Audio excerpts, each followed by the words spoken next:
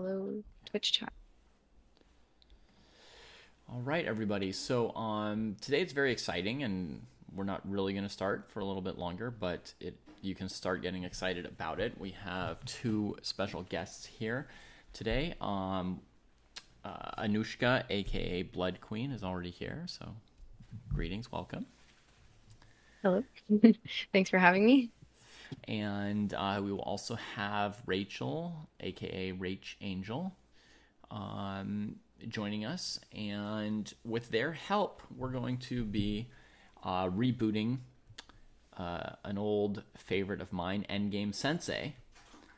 And due to the absence of Kostya and Jesse at the moment, I am going to temporarily promote myself from Endgame student to Endgame Sensei here. And I will. Yes, I did. And so we'll be giving them an endgame to play for anyone who hasn't seen the old show. They'll have an endgame to play.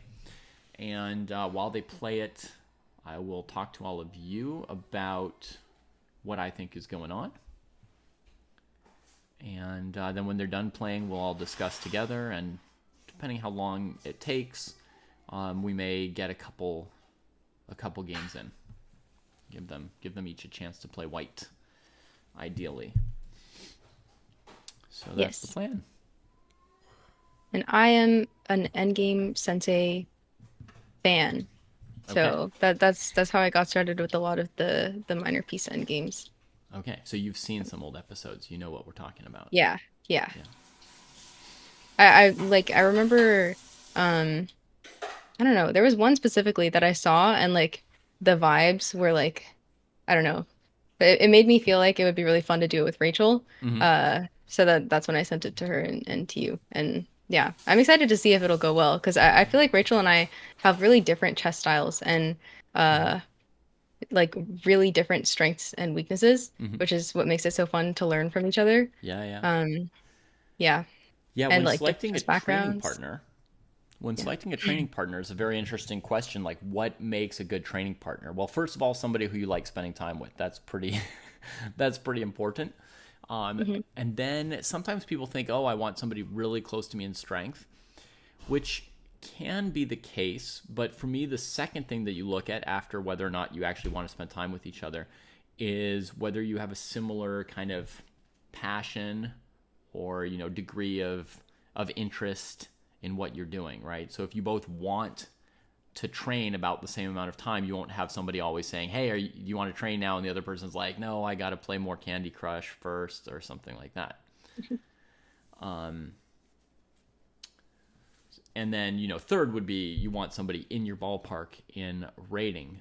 But actually, as you point out, having people with a very different approach can be quite good. And often you'll have people with the exact same rating and completely different strengths and weaknesses and ways of thinking about the game, where if you got inside her head, you might say, what is going on in here? How does she come up with moves? What a mess, you Yeah. know? um, Yeah. or it might be much more orderly than what happens inside your head. Who knows? Yeah. Rachel's a really concrete player. Like, that's what I noticed about her. And Mm-hmm. I am more abstract and I will like try to put positions into words and like describe it like that and then like based on the words decide who's winning, who's better, like who should be winning, um, who deserves to win.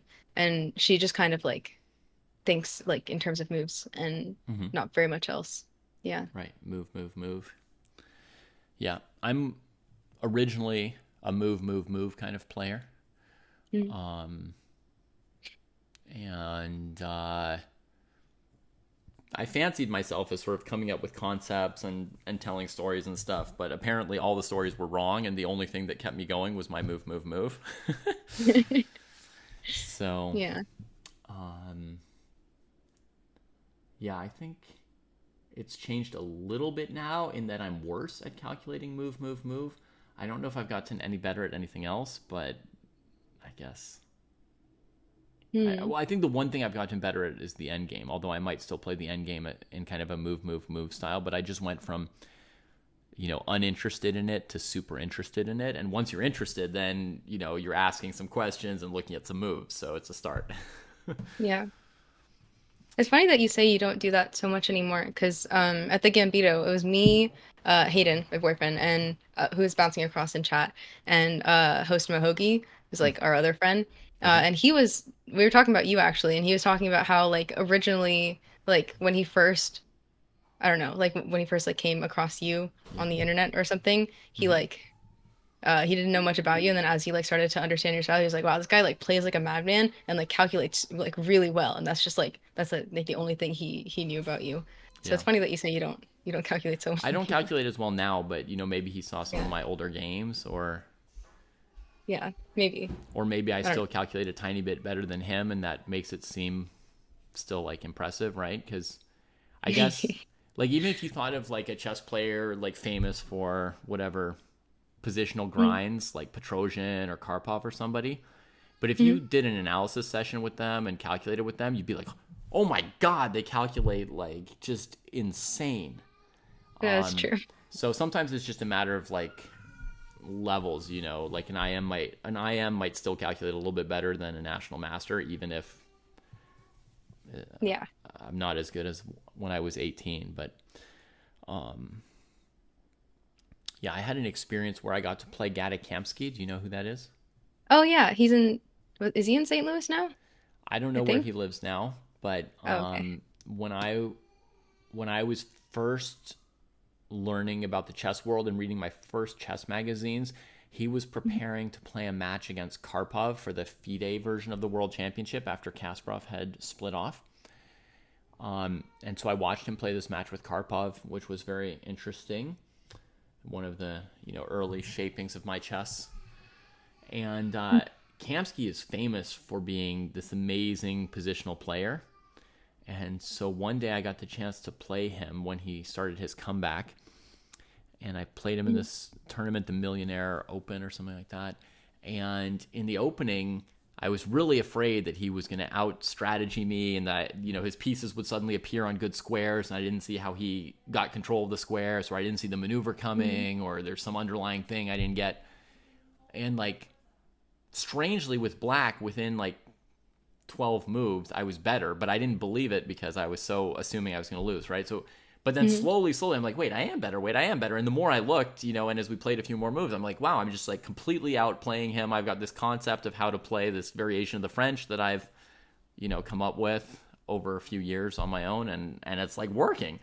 And so the position was like great, and then probably at like my apex, it was like +1. Like I'm up basically a pawn for nothing, good advantage. And then it just got complicated and he outcalculated me like insanely, which was the only thing before the game I thought I had a chance. I was like, he knows every position, he knows every strategy, he'll see every threat coming. But if somehow it's a total mess, like I sometimes outcalculate people, Mm-hmm. and then his calculation was insane. And after the game, I talked to him about the game, and it was just like the speed and the stuff that he just rattled off that he looked at. And I was like, okay, I'll remember this. Really good players who are famous for being boring positional players or steady technical players who just trade to end games, they still calculate a million times better than like a 2400 who's more famous for being a good calculator. Like, Yeah, it's a good thing to keep in mind. just no comparison. Yeah. So, should I show you an end game? Yes, please. All right. So, I've got a position up on my stream, but I can send you the fen as well. What would be the best or easiest way Uh, to Fen is fine. show Yeah, you this? I'll Okay. I'll plug it into analysis board or All something. right. I'll ship you a fen. And Okay. then I'll make a classroom. That's what I'll do.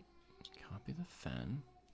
And so what I'm going to ask you with this fen is to tell me basically what you think the evaluation is, and Hmm. then maybe anything relevant about how you come up with your evaluation, right? Like what's your, I guess, story that you're using, since you're probably not calculating moves.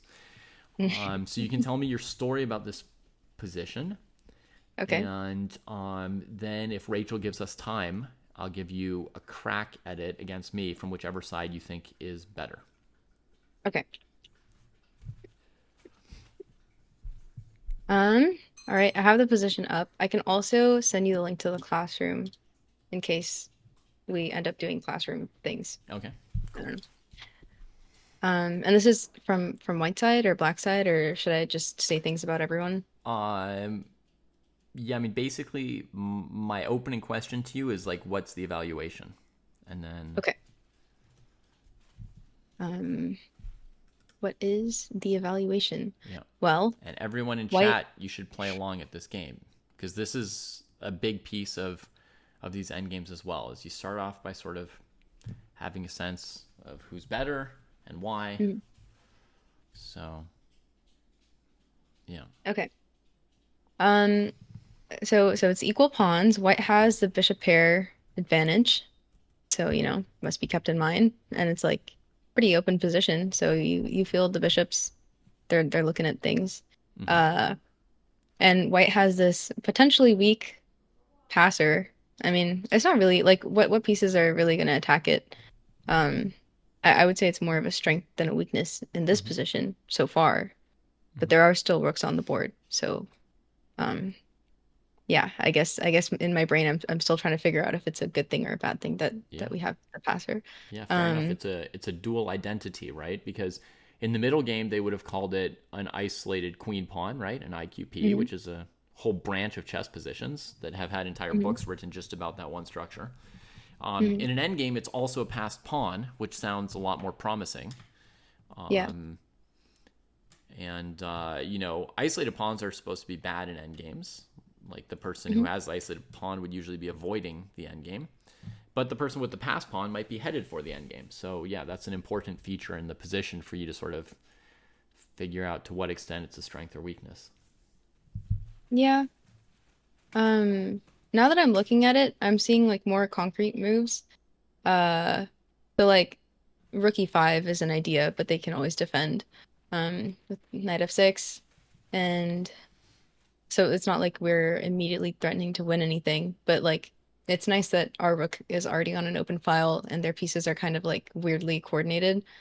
Like the knight is like almost dominated, almost, Mm-hmm. by the bishop, and then by the bishop on h2, Yeah. and then their bishop looks pretty nice.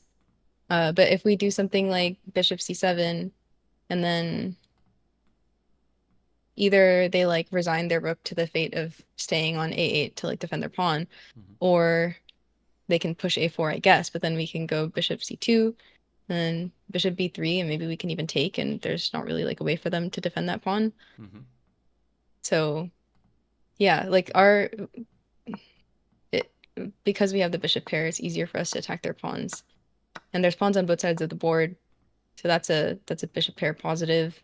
Mm-hmm. Uh yeah, I think white is better, but not winning. Mm-hmm. Okay. Yeah, that's my take. Better but not winning. So it would take another one mistake from black or a couple mistakes. Do you feel like black's close to the edge or chilling? Yeah, I think black has to play accurately for like a few moves in a row in order to be okay, Mm-hmm. I think. Cool. I don't know. I'm just like saying words. All right. Anybody in chat want to chime in? Now's your chance. Or actually, honestly, your chance would have been before Anushka explained it so well. Okay. Hayden says white seems substantially better. Mm-hmm. Black on the cusp of defeat. Okay. Yeah. I often think of the of advantages in chess as kind of like near a ledge, and I think that matters less at like a 1200 level where people sometimes will like lose a piece, but then even if they're down a piece, they might win back a piece.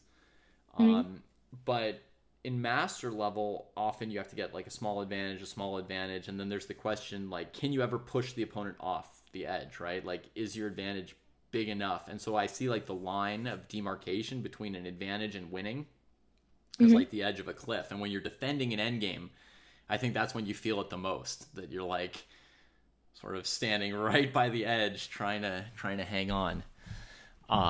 Let's see if we can kick off a game. I'll give you white since you think white is substantially better. Oh God. Okay. Yeah. So we Substantial can, was bouncing across his choice of words. yeah. Um, your name on chess.com is also Bloodqueen, or is there any other details to it? Nothing, No, yeah, Bloodqueen. There it just is. just Blood Queen. No So we got interesting letters or anything. Bloodqueen, and then we want to be able to put in our own position, custom position, setup position. Oops. You don't see how Rook E5 isn't crushing? I mean, Knight F6. They move the pieces back. The knight wants to go back to F6 anyway. He's miserable. Okay, Rachel is almost home. Okay. Sorry, I'm stalking her, so That's cool. we'll get a Rachel soon. Aye, aye, aye.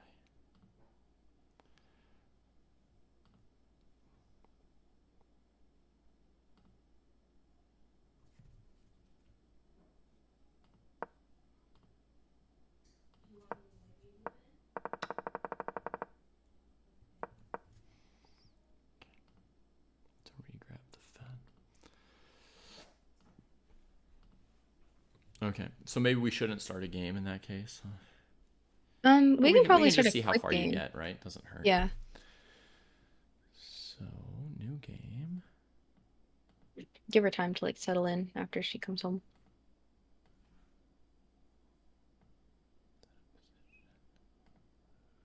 Okay, Blood Queen custom position odds with a fen. 3 minutes. Let's give you a 2-second increment as well.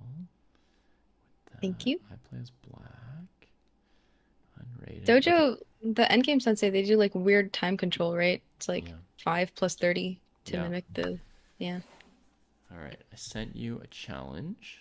It says Blood Queen is not Uh, accepting challenges. Oops. wait. I should be, but sometimes it doesn't change in my settings. Worst case, I can also send you a challenge. Here, I'll give myself white 3 plus 2. Is Yeah, that what we want? with this fen here. Okay. And are you D Pruess? Mm-hmm. Okay. Custom challenge.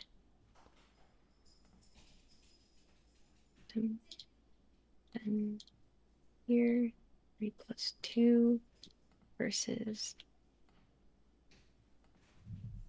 there. Okay. And I play as white. And is it working? Yeah. Okay, cool. All right. Good luck. And yeah, we normally play 5 plus 30. Hmm. Because that's like a typical time control to have at the end of a classical game when you end up in an endgame. Yeah. Okay. I guess I'll go with this. Mm-hmm. This is what I was thinking about earlier. God, I love Los Angeles. Good start. You love Los Angeles? Yeah, that was sarcastic. Okay. There's like a really loud motorbike outside. I guess maybe my mic didn't pick it up, which is great. Yeah. Okay. Aye, aye, aye.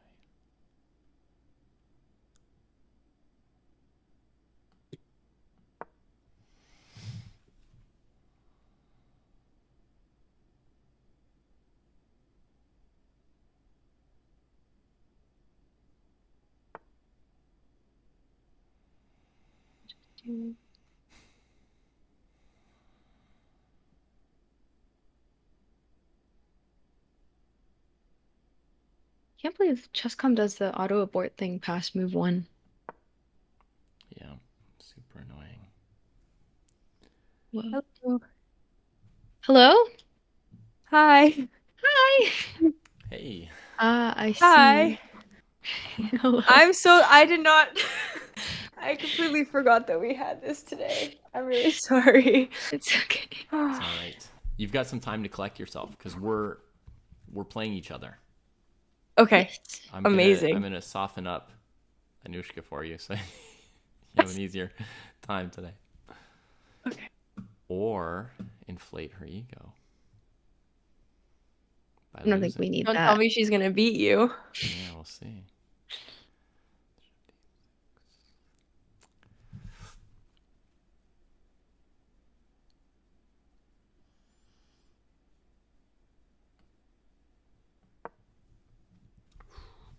relegated rook.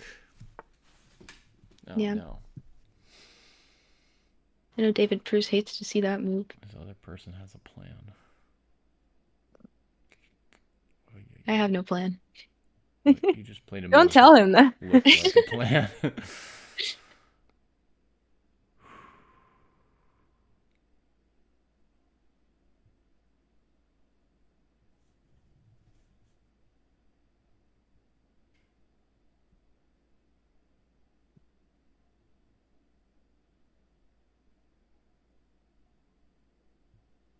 Rachel, Yes. we went to this Asian like supermarket and I got this $4 box of 100 jasmine green teas and I made chaji at home. Oh my God. And it was really good actually. How do you, Um, what do you mean you made chajia? What does that mean? Like you like I made just used a yeah, like I like really recreated it. Like I used like some salt and like oat milk and like a little bit of brown sugar creamer and it tasted just like chaji and it was good. I thought you I would like don't believe that it just as Okay, well someone you who's like don't an active like you don't understand how loyal I am to Okay. chai. You try it and But you let me know if it's the same, but I'll make it for okay. you someday. Yes, please, please. I would love that. I say this before I destroy you. Oh. Hmm. Whoa. Whoa.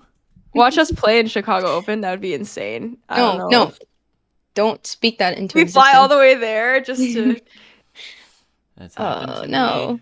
I traveled the um world going to tournaments with Josh Friedel, and then we got paired with each other a couple times eventually. It's so that's sad. I hope it doesn't happen. The odds of the Oh, Chicago this is Open are low. not That's a good. big tournament. don't say that. Ready. Oh. Okay. Mari, thank you so much for the raid. Thank you. If there's a mod, can you say something to Mari? Wait. God. Where are you guys sparring, by the way? Or where are you guys playing? Chess.com.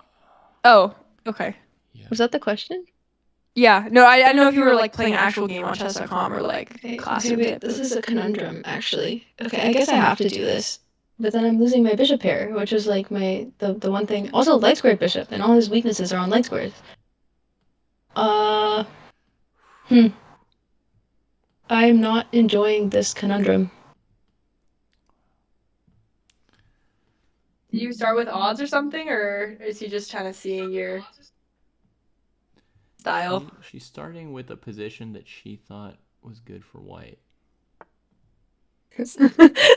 Clearly not a position that you thought was good for white. Oh, wait, I didn't. Okay, that was a bad. Oh, really? That's good to hear. Oh, it's just I didn't realize that both of the pieces could do the thing. All right. You know They how it both be. do the thing. It's okay.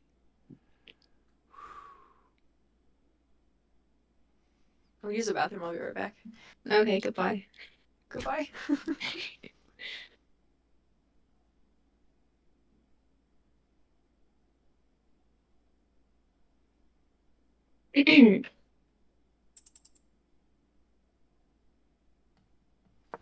Oh,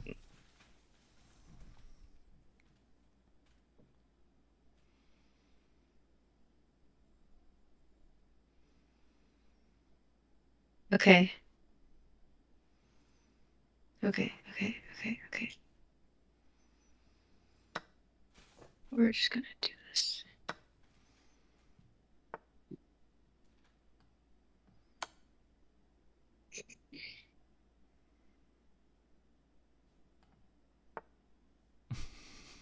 You know? I mean, it'd be like that. This isn't worse than blundering my queen to bouncing across, I don't think. In terms of, okay, well, I can design this. GG's. Yeah. All right. Well, the position is good for white, but I guess my chat claims Rachel distracted you. So. Oh, that's nice of your chat. I would have lost this anyway. Against a international master. Just a wild guess. Probably would have lost it. Yeah, this was an interesting, like, coordination on the light squares. I guess I should have just like bitten the bullet and gone bishop e4 probably. I just like on Versus principle didn't want to trading the give up pieces, anything. right? Yeah. Yeah, Like if there was a that's what I way to expected too. trade like red bishops, But I should have was been that. calculating, well, not very intently, because I'm also Hmm. just changing video sizes in OBS and stuff. But I was sort of calculating that bishop e4, f5, um, bishop e4, f5, right, chasing the piece, bishop b7, rook b8, and then I'm threatening knight d3 and rook b7, and I wasn't exactly sure what you would do. Right. I'm making a classroom Yeah, and then maybe we can all talk about it together and I'll just put the link in here. I don't think you there's guys perms. there's a way in which sometimes in the endgame, having a worse position can make certain endgames easier to play, because like if you Mm. see something messy, you can just be like, sure, my opponent doesn't want it to be messy. That feels sort of like counterplay. They might be scared, maybe I have a chance, and you just kind of Yeah. let it rip. So I didn't have to finish calculating this. I knew this was better than just sitting around and losing, so Yeah. so Hmm. I went for it. All right. How are you feeling, Rachel? I mean, I'm one of my greatest hells would be being stuck in traffic. Are you needing I some am time good. to? I'm okay. I have lived in LA my whole life, so that is not a greatest hell for me. That is just Okay, the world that we live in that's is just the my baseline. Yeah. perspective. Yeah. Yeah. Okay. So you feel ready to start the actual Yes. episode against Anushka, knowing that it will be a battle? As ready as I could be today. Yes. Okay. Great. Yeah. See, I don't have to play well. I just have to play better than Rachel. That's right. Whoa! Whoa! Not An with employment. You Paula. don't have to play well, but just okay. Okay. That's the same for you. Okay. But I don't think that way. I'm just like, fuck, I need to play like my best, you know? Oh, I need Yeah. to Yeah. play my best too. Yeah. Anushka's taking to heart what I Sorry, told her shocker. earlier today about how most people don't even take into account their opponents. And she's like, Yeah, it's okay, true. I understand. It's like Yeah. the guy trying to outrun the bear, and the other guy says, Yeah, yeah. you can't outrun the bear. I just have to run faster than you. Yeah. Yeah. Yeah. Okay, so here's what we're going to do, Rachel. Let's see. Well, maybe I'll just officially kick off the part that I will perhaps later clip and post to YouTube, okay? So we'll say, welcome everybody to the reboot of Endgame Sensei. I am very happy to be joined here by two promising students of the Endgame, Bloodqueen and Rachangel. Thank you for being here, and I hope it will be fun and perhaps valuable for you. The format will be as follows. I'm going to show you an endgame position, and you are going to have some time to think about it, and you're going to give me your evaluation of the position. Then we will mute our mics in Discord, so you can each still talk to your chat, and I can talk to my chat without distracting each other. And you'll play the position, and I will provide some commentary on my side. You can provide some commentary to your chat, but I would urge you to try to play well more than you try to provide scintillating commentary while playing. They'll probably be entertained just by your concentrated face. It'll be a good example for them. So I'm going to show you the position. We'll discuss it very briefly. We'll get your evaluations and a couple thoughts. Then we'll play the position out, and then we'll come back together to talk about it. And hopefully we'll play 2 games, so you each get to play white. And you just have to let me know if it gets late for you and you don't have time to play a second time, but we'll give it a try. So, without further ado, let's reveal today's position over here. Drum roll, please. Oh, so intense. Yeah. I'm Oh my gosh. going to grab you all the fen and send it to you here. So Yeah, everybody, what a reveal. here is our position for today. It is white to move as the most observant of us will figure out, even without being told that. So it's going to be white's move. And yeah, so our first question to both of you Wait, is who. are you guys in? Sorry, are you guys in the classroom? I just put it on an analysis board. Okay. I'm just Yeah. gonna put on an analysis board then too. Okay, sorry. Yeah. Okay, so the first question is who is better and why, and everybody can have a minute to think, and then we'll start discussing it.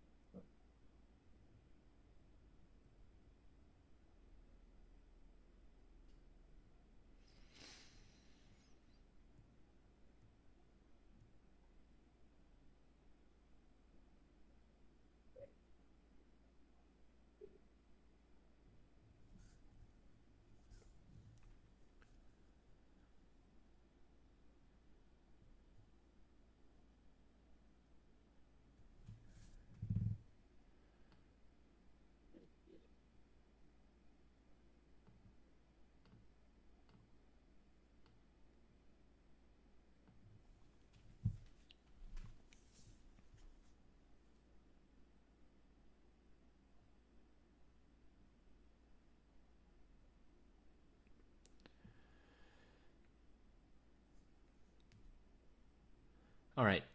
Rachel, you can keep thinking a little bit. We're going to have Anushka go first because I know she has a sense or an idea about this. Really? Yeah. Okay. I will do my best. Yeah, I kind of like intuitively decided like 2 seconds in, and then I tried to, gather some more, think about some moves and maybe Mm-hmm. see if my idea changed, and it Mm-hmm. didn't. So I think Yeah. black is much better. Okay. Um, yeah, pawn structure like looks worse, but like uh we have this beautiful outposted knight. No one's ever kicking it out. Like how is this rook ever getting in, white's rook? Also, white has the bishop, which is like, pawns on both sides of the board, usually a slight edge. But in this case, the outposted knight is controlling, like, it's octopus knight. It's like so many light squares in the center, like taking those away from the light squared bishop, Mm-hmm. which is really beautiful. And yeah, the bishop's attacked, you have to move it. So, black has tempo, and all of their pawns are more advanced. Their king is more advanced. Um, White's pawn on F or C2 looks like a weakness, and yeah, rook is more active. I want like vine boom sound effects after every like weakness that I say. Mm-hmm. Yeah, that's my evaluation. Black is Okay. much better. Cool. Yeah, you looked relaxed for most of that time, like you weren't working that hard, and Rachel was like what? I could see her working. So follow that. Like you're like, Rachel, you have anything to add? Like what am I supposed to add to that? Did I say everything? Well, for one What did I thing, say? do you agree? Yes, I agree. You I would pick black here. you would pick black, okay, Yeah. and for similar reasons. Yeah. Pawns are more advanced. I mean, Octopus Knight. I've never heard. I mean, I'm sure now that you say Octopus Knight, Mm-hmm. I've heard that term, but I've never thought of it that way before. Yeah. But the Knight is just insane. Yeah. Okay. I think that it's just harder to know where the pieces are going as there's so much more space and mobility for black. I think for white it's hard to know what to do, especially with the rook, with the king. I think it's yeah. I mean, yeah. I mean I don't think it's like it crushing like black is crushing or anything, but I think black has a slight edge. Okay. Yeah. Cool. So let's kick off our first game then. Everybody, you've heard our two contestants' opinions of the evaluation. Both preferring black. Neither of them said white was lost, but they seem to think that pretty much every positional advantage on the board was in black's hands here. Rachel, you're going to have black in the first game. Oh boy. Okay. So can one of you send a challenge to the other? I think, I can, Anushka, yeah. you've just done a challenge like this a moment ago, so maybe you can. Yeah. So you get the white pieces. It'll be your move first. We'll do 5 minutes plus 30 seconds.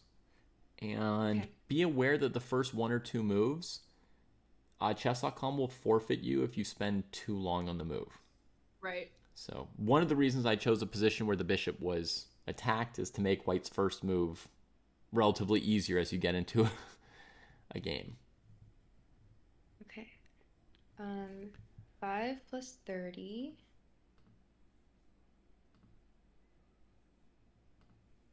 Okay. Oh, it's funny. It lists this as a rapid time control, and I'm white first, right? Yeah. Okay. Cool. Are you in live, Rachel? What's that? Live Are you chess. are you in live? Live chat? What do you mean? Chess. Like play? Like, oh, yeah. Okay, okay. Do I see? I'm sending it now. Also, I don't know if you want to do like a shared stream together chat at some point. Yeah, we can do that. I don't know, Okay. whenever. Do you want to, or I sent I the can challenge just- already, but it'll probably stay there for a while. Yeah, I can Okay. accept now if you want. I just sent you a thing, and then we could just do that. Okay. And then I don't know yeah. if David, if you want to do that with ChessDojo too, or if you want to keep the I don't know. And we can all, yeah, that way we can all have the same chat at once. Okay. I don't know. I'll send ChessDojo an invite too, and then yeah, we could just turn off our mic and camera and just have one chat all together, one big chat. Okay. Did you send? Oh, okay, I got it. Yeah, I sent it. Yeah. Okay, I'm just gonna mute myself here. Yeah. Cool. Okay. Yay! Hello, Rachel. And chat. I sent a chat to ChessDojo or a stream together request to ChessDojo as well. Okay. It should just come up when you go on Twitch. It should come up just in your notifications. Yeah, I saw it. It didn't work with my browser. Oh, okay. okay. Okay. That might Yeah. be yeah. I'll be I the think odd we guy tried to out use for it today. together, too. Yeah, it's okay. Okay. You see the challenge? Yes. But for some reason your Discord vanished. So give me What? 1 second to just, or like the. Oh wait, never mind. You're back. Okay. I will accept right now. Okay. Oh my gosh. Okay. Okay, and then we mute in Discord. Yes. Or oh yes. Okay. Yes.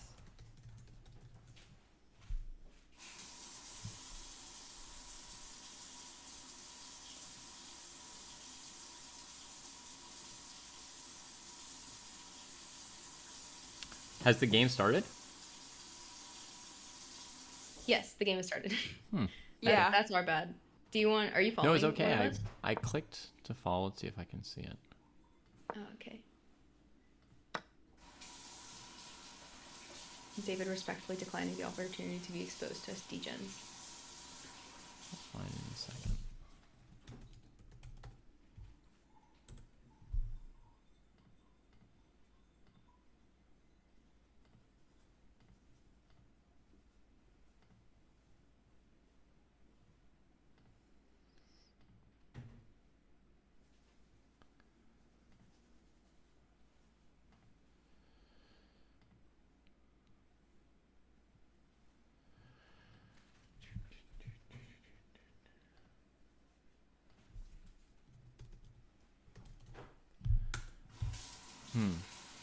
Is your game somehow privated or something? I don't see why I can't find it. I don't think so. It's weird. Let's go watch. Yeah. Okay, I got it. Okay. Yahoo. All right. All right, folks. So the first move was this bishop saved itself from the rook and knight's attack. That was supposed to be a relatively easy first move for white to play, and it's the correct move. The bishop wants to keep the c2 pawn defended, right? So it's kind of a choice between bishop d3 and bishop e4. And bishop e4, I think, would be generally pretty bad because you're in line for black to play f5, f4, gaining more space with tempo on your bishop. So I'm moderately sure that this bishop d3 is the best first move. And then we get a5 from black because this pawn is hanging, so that's a good choice for black as well. And then white brings the king towards the center, and black responds by trying to grab space over on the king side. Let's see if white cares about this f4 move or not. They just bring the king further. Okay, so my sense is that this f4 move is potentially valuable. So I would be tempted as white to play the move f4 right here. It gives the bishop something to attack. It keeps the rook from being able to transfer through the 5th rank by keeping that pawn stuck there. And if black's able to play f4, then the move c3 will never undermine the knight because there will be yet another defense of the knight. King f6 played. Okay, so Rachel also not in a rush to play f4 herself here. Just advancing her king towards the center. And now rook to g1. This move is prophylaxis, aka a preventative move against f4. Because now f4, pawn takes, rook g6 looks bad for black, probably, right? We drop a pawn and the white rook becomes really good. So rook g1. And that's one of those mysterious rook moves. It looks like the rook's on the open file. Then we put the rook behind this pawn. But if black plays f4, the rook comes alive. If white plays f4 and black trades, the rook might also come alive. So I think, eliminated the mystery of the mysterious rook move, but it's still a really cool move.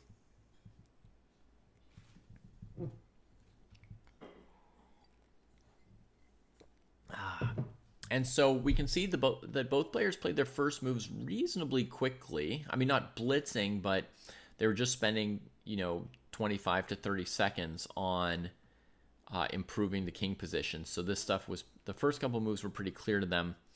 And now I think Rachel is wondering about like a plan, like how to improve her position, where she wants to expand. She's already grabbed a lot of space, right?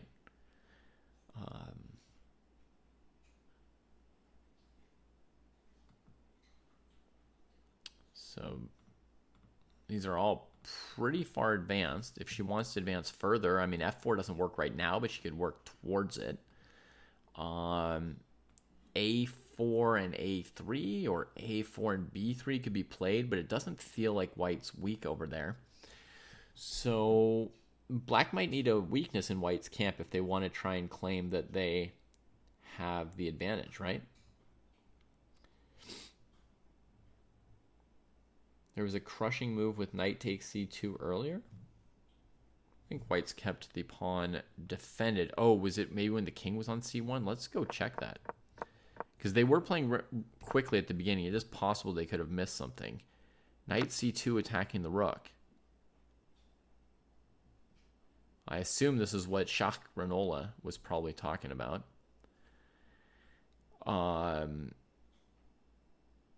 And then if bishop c2 d3 even stops rook e2. If the rook had come to the 2nd rank, it would just be a fancy trade. But this looks completely winning. Completely winning. So they weren't yet maybe warmed up to looking at specific moves. They were still sort of advancing a general idea or strategy, right? Which was, I want to centralize my king and grab space, And I find that a lot of people either think tactically or strategically, but not both at once. Okay, h5 was the move after deep thought here. Grabbing more space. Maybe this. We'll see. And white plays h4, looking to develop the rook. And black's having to think a little bit harder. So knight takes c2.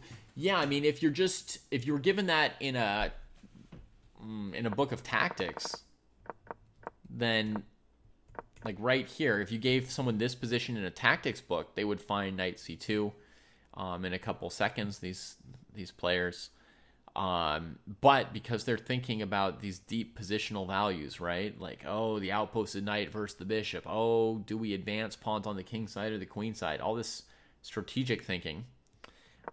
They missed one tactical opportunity, both of them, for black. So white's king could not cross to c1 as it did here, right? Before doing that, you would have to play a move with the rook, which could be either rook e2 or rook g1. Even rook g1 would allow you to cross over later if you wanted to, I think, right? Because knight takes, bishop takes, d3, rook here. And it's just a fancy trade. And rook e2 would also stop that, right? So, yeah, a little extra inconvenience. White gets away with bringing the king into the middle faster than it should have been able to get there. We also had a question about a plan with rook a1 and a3 for white as a way to develop the rook along the a file, force a pawn trade. Potentially possible. Let's look at that for a second in place of rook to g1. As we see Rachel getting into a little bit of time trouble, but now we see why. She's plays a very complicated move, and the game is exploding. I think we're going to stick on this move instead of looking at rook a1 for now.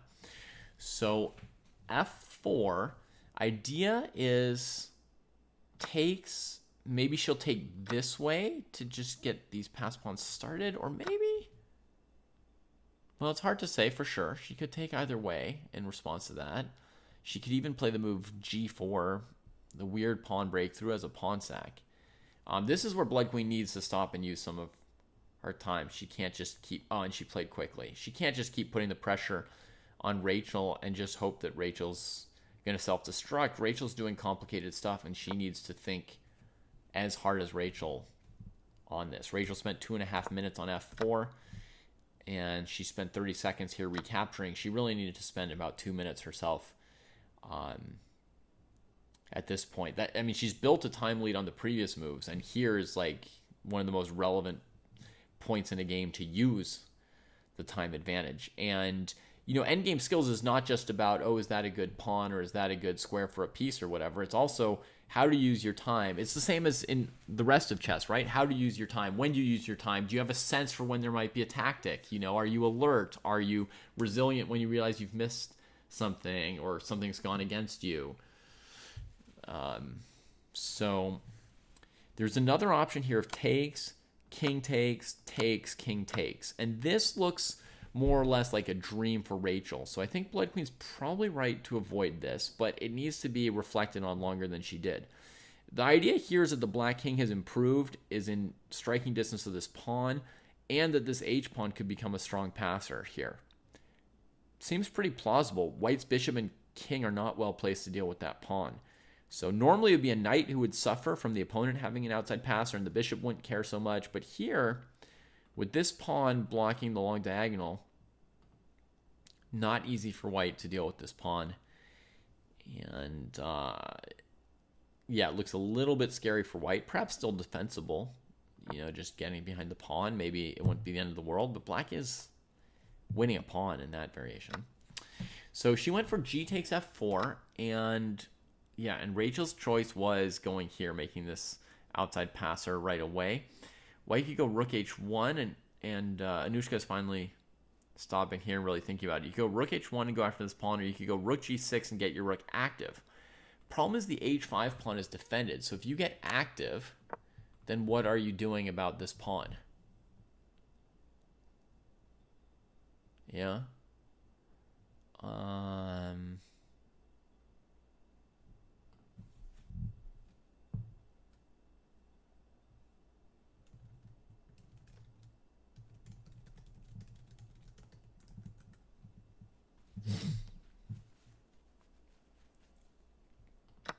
Yeah, so the most likely move would be rook h1. We've got a move, rook h1.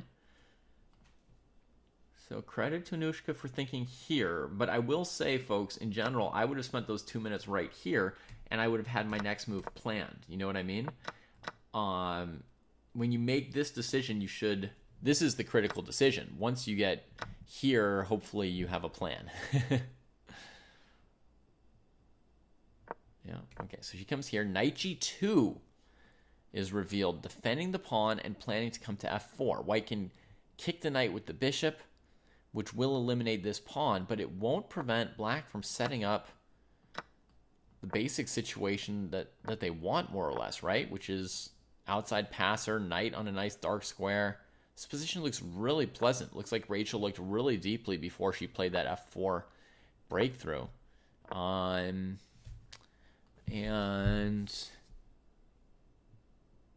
she's also explaining a lot to her chat. Anushka's now thinking. She doesn't look pumped about what's happening so far.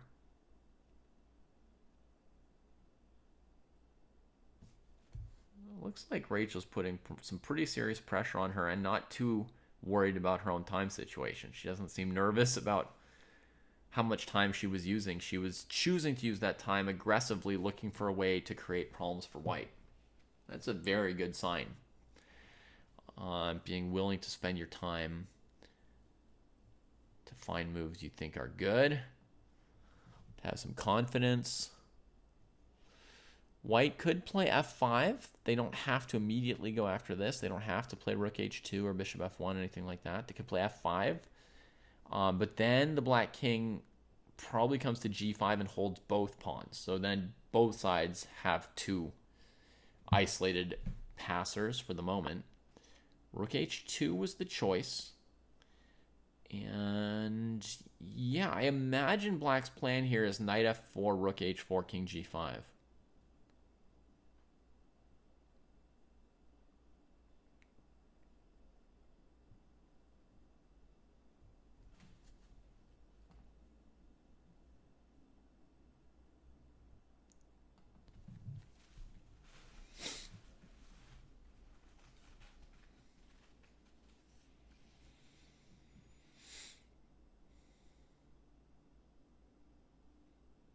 I would mostly give props to Rachel so far this game for really giving us the feeling that black has an advantage, just like both of them were talking about. Rachel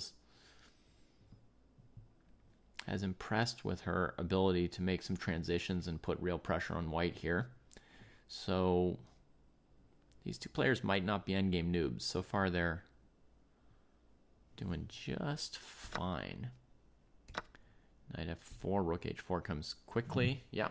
It is also very good to play some moves quickly, you know. You know you're going to take this pawn, so take it. That was the plan when thinking about rook h2, right? So this is good time usage from Anushka. She thinks for a while about this choice between rook h2 and probably f5 and bishop f1. And when she makes her choice, she doesn't hesitate on her follow-up. Yeah, DJ Connell, definitely expecting king g5 for black now. I'm not sure what Rachel would be thinking longer on this move, because that seems really clearly to be the right move. There it comes, king g5 now.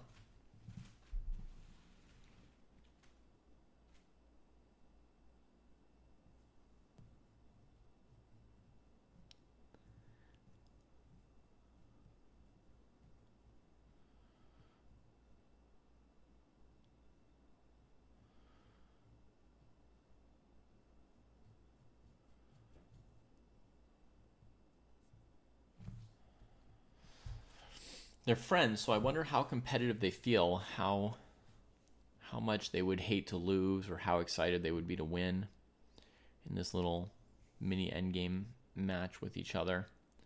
There was some trash talk from the get-go, so I think there is definitely a little bit of competitive spirit here. So, yeah, white's got to back up the rook to h2 or h1.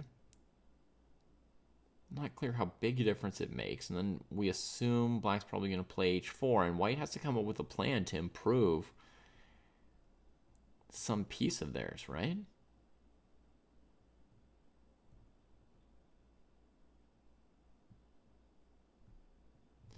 I guess black has a pretty clear plan to go h4, h3, defended by the knight, then play king h4, king g3.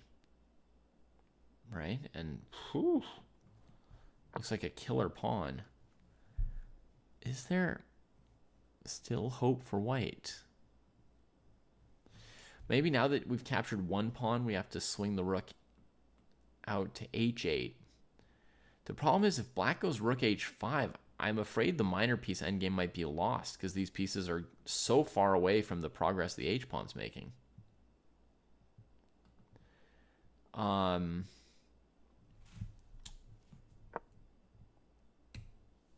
Weird move from black. So here, here, and here was a question. h3, rook takes h2, rook h8,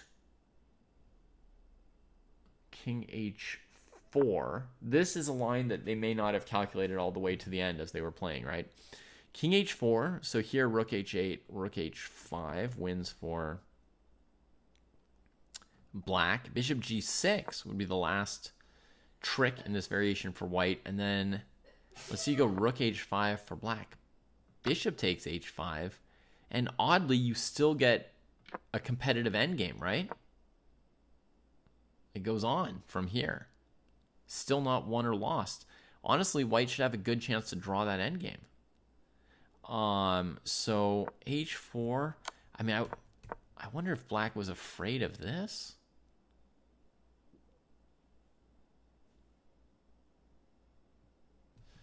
There's a chance that knight d3 followed by h3 wins here. But does the piece sack not work? No, it should work. We just have to go to a dark square. That'll definitely win it. I shouldn't say definitely because these things are always complicated. It feels like that would end the variation in black's favor. So anyway, to me, h4 was the key move. We get knight d5, which is surprising and maybe hopeful for white. I guess black wants the king to move forward.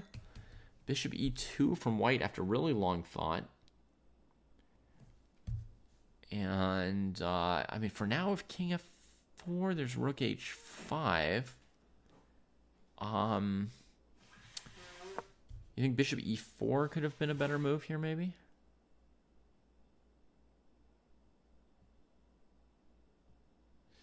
Yeah, I mean, I really don't understand knight d5. It seems like the best move is going to be to come back to f4. This knight looks like it's on the best square on the board.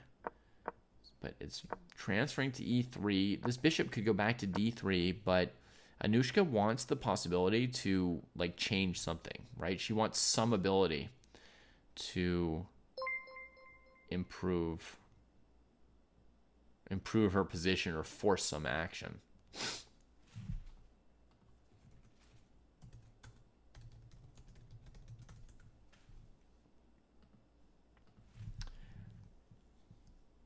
And Davo's telling me that f4 was the move right here. f4, king f4, and then I imagine you want to take on h5. And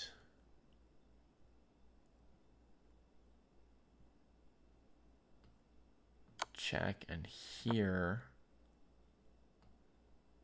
and here. It's plausible. It's plausible. Yeah, we're definitely playing for a draw if we're white. That much is clear. Here, black played h4 and white threw an f4 check. So that's going to trade off that pawn. White's going to be very happy about that. And in fact, to defend this pawn, black might have to go to e5. So black has to now decide how they feel about a rook trade. Let's say Rachel... My feeling is Rachel's face says she thinks she blew it a little bit.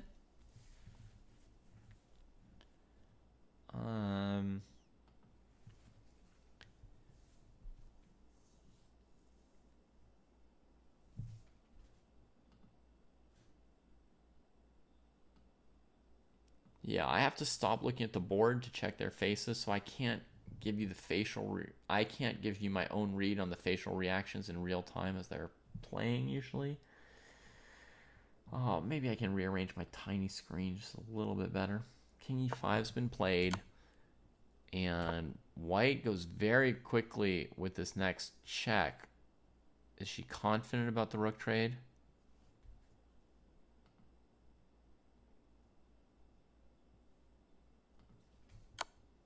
No, she's just going to give a bunch of harassing checks. Interesting.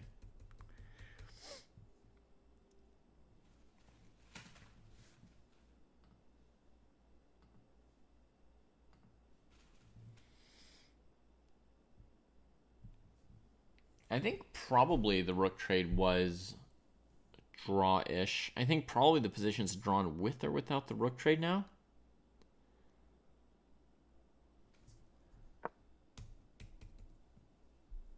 So she sort of offers a position repetition. Rachel does.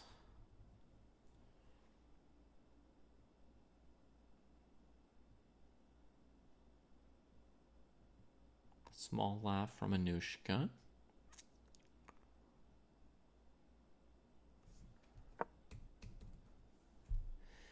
Now, Anushka often tries to avoid draws to insane degrees. I've seen a few of her games. Did a profile on her chess play once. She's very aggressive normally about winning. But yeah.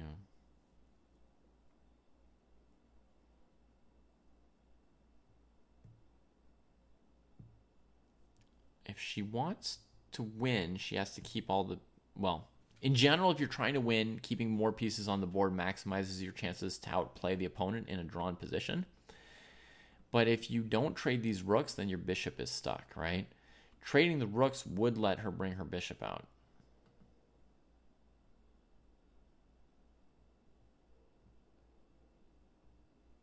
For the moment,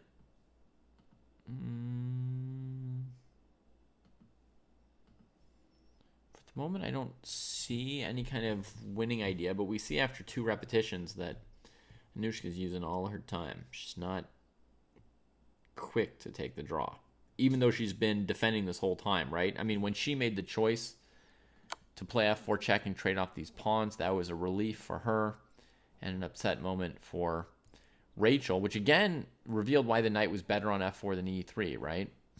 This pawn move, right?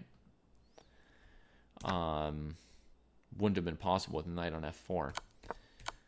But certainly she knew at that point that she was kind of hoping for a draw. But now she hesitated a lot because she's not pumped about it, despite having been defending for the entire 18-move game up to this point. I don't see anything really for either of them to do here anymore. To try and keep a win possible. But I guess if I were white and I wanted to win, I would have made the rook trade and then kept my bishop. And I mean, there's no way to ever do anything though, because this pawn I can only attack with my king and their king can always defend it. No, I don't see anything to do.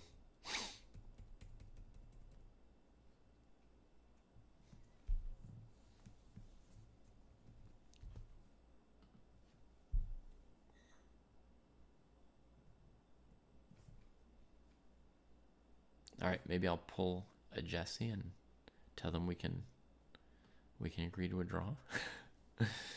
Jesse would always come into old Endgame Sensei games while I was obstinately looking for a draw or a win or something, and he would come in and he would say, "Give it up, Pruess! Stop the game! Resign!" or agree to a draw or whatever he wanted me to do.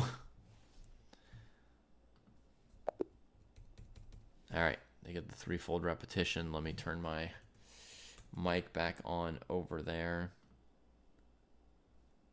Hello? Okay. Hello.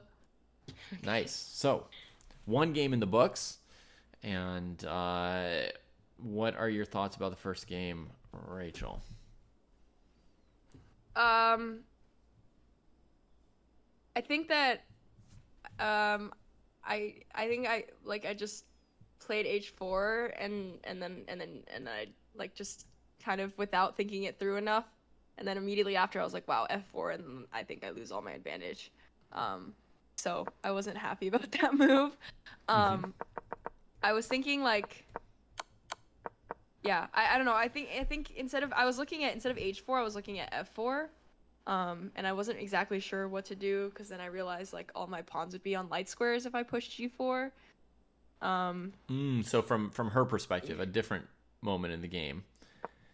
or yeah, a different moment. Yeah, a different moment in the game. Yeah, Yeah. so f4 Sorry. early When on she is a played different defense. h4, She played I was h4, and you got to imbalance yeah it when with your very complicated f4 move. yeah. But I thought that if she played f4, I was nervous about what I would do if she played f4 because I Mm-hmm. thought that like if I just took it, then it would just open up a rook, and then if I pushed, then it would lock everything. But then all the pawns would be on the light squares, which is Mm-hmm. probably good for the bishop. I think someone after the fact said like, um, you know, I had an opportunity to trade the for the bishop on d3 at some point, and I didn't even Mm-hmm. consider it. And then I saw in the chat someone was like trade, and I was like, oh, like why didn't I consider that? Mm. Because maybe like there's some kind of like bias because we initially talked about how like the knight was in a really good square, Yeah. and so I was like, keep it on that square. Then why would I trade it? But maybe like I should have at least considered it. Um, Yeah. yeah, those are some thoughts that I had. Sure. Um, Yeah. yeah. How about you, Anushka? Um, yeah, I don't really know. I think h4 was interesting because I my plan was to go f4 and like win the pawn, like trade those pawns anyway because I had my bishop and my rook pointing at h5. Mm-hmm. Um, so I feel like if you were gonna go a different route, it should have been. I really thought you were gonna take my bishop, uh, at some point, but then Oh, you're talking the later h4. All right, I'll get there. yeah, yeah, yeah. What But about king f4? Maybe I should have played king f4 there, but yeah, yeah, we can look at it. But Okay, so yeah, so Anushka is saying she's planning f4 followed by eliminating this pawn on h5. So if black didn't play h4, what did you think Rachel should try here? um, I thought she was gonna go king f4 actually. That Mm-hmm. was one of the moves. I thought she was gonna go king f4 and yeah, then knight e3, and then I was gonna have to like make some magic happen. Mm-hmm. But like maybe at least I have an open file. I was honestly gonna go like rook g1, rook g8, and like try to attack stuff from behind Mm-hmm. and cause some mayhem. Um, Yeah. yeah, that was my whole plan with this position. Mm-hmm. Yeah. Yeah. Cool. So very good. I like that you're sharing your ideas really freely.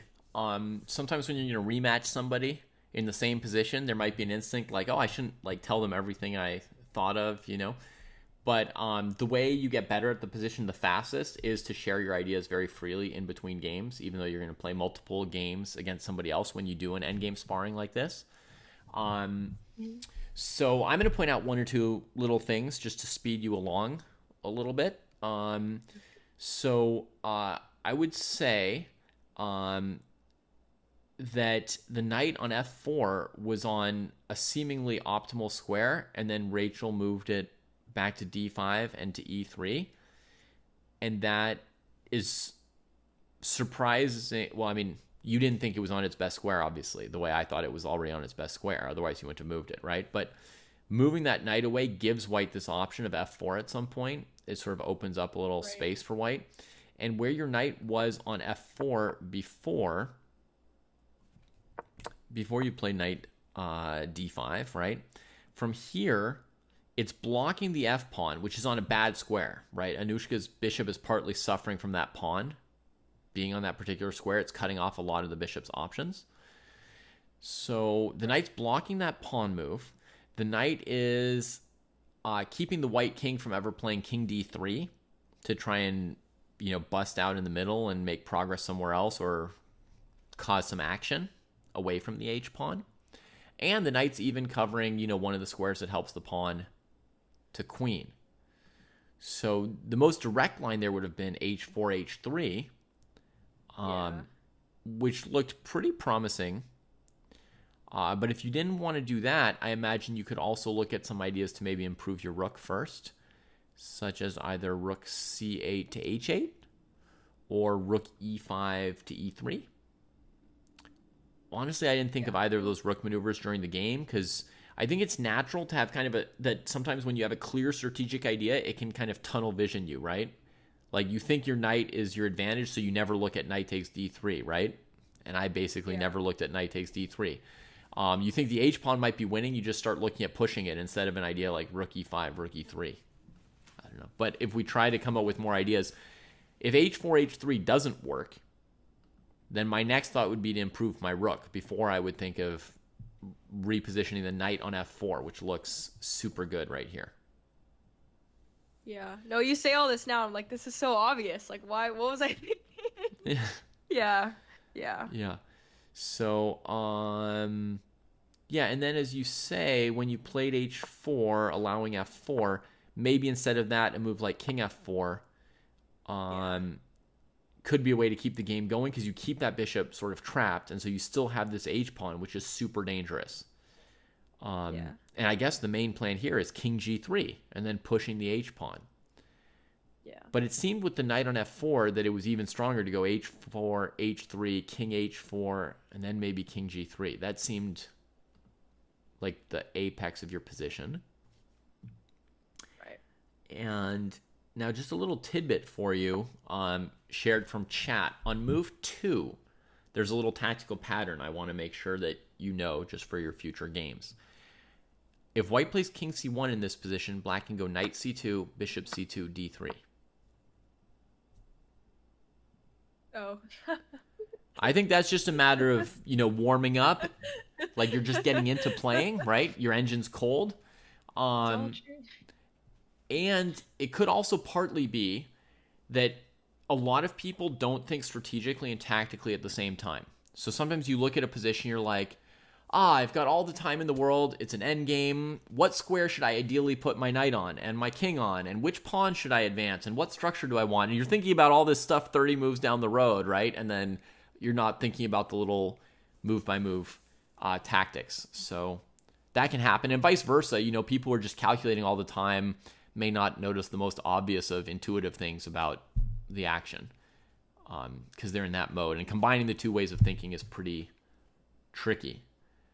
I didn't even consider knight c2, and now I'm like, whoa. Yeah. No, me neither. Why not? Why didn't I consider that? Yeah. Yeah. So that was a great first game. And I think with that little discussion, you're well equipped to do a rematch. And Anushka can take black now. Yes, Oh, boy. I will send it. Do you have any tips for Anushka before we start? I know you had some comments for black, but what about... Okay. Okay. You want to discuss more before we start? No, it's okay, but yeah. It's true. I got a lot of good stuff, and I was like, I'm just saying that really... you mentioned a lot of things from my side. And okay. Let's mention some things from white side. So, you mentioned the idea of maybe playing f4 instead of h4 and keeping the pawn structure symmetrical, not allowing that passed pawn. I also feel like in a lot of the game, the pawn on f3 was one of white's biggest problems, kind of making their bishop not very mobile. So that's a strong consideration for an improved defense for white, right? Would be to play f4 at some point. And honestly, it's a candidate move from the moment black plays f5 onward. So should be thought really seriously. When I was watching the game after f5, I considered immediately maybe playing f4 for white.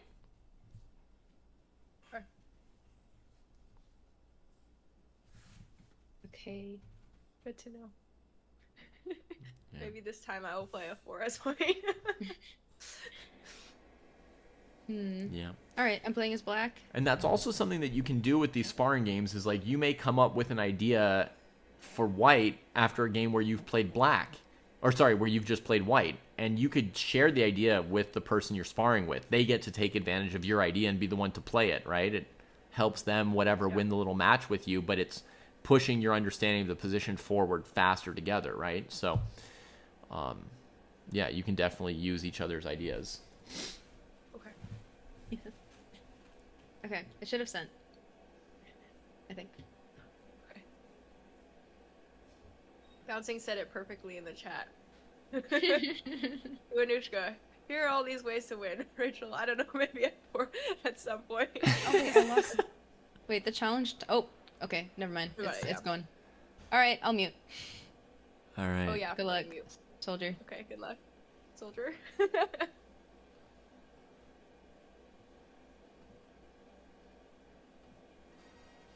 Hello, Don.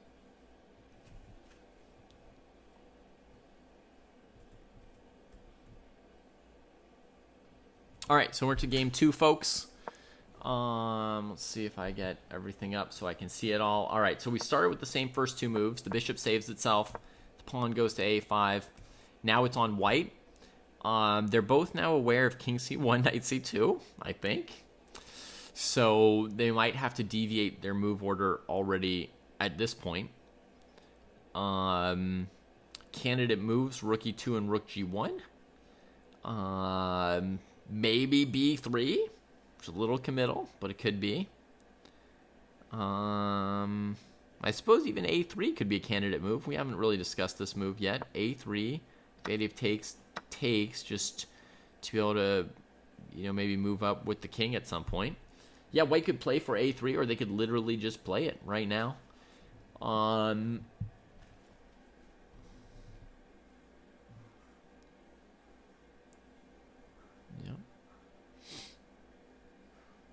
Doesn't look obviously losing or anything. Rook here, white's able to defend the pawn.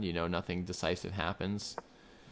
So we get h3. Interesting move from Rachel, I guess. She's thinking of playing f4 at some point, avoiding knight g4, and for now she's scared to cross and doesn't yet have a plan for crossing the king. 1800 strength in some position like this, where you go king b2, rook b1, king c1. Normally knight c2, bishop c2, d3 won't win because of rook b2. Just recapturing on c2 and trading everything.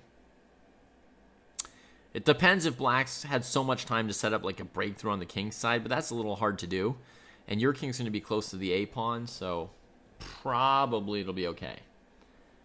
Black would have to be very advanced for that to be a problem for white, I think. Okay, so we get h5 here without f5 this time from Bloodqueen. This is a big difference. I have to stress, a big difference compared to how Rachel played the position. Here, if white plays f4, black has maybe an idea like h4.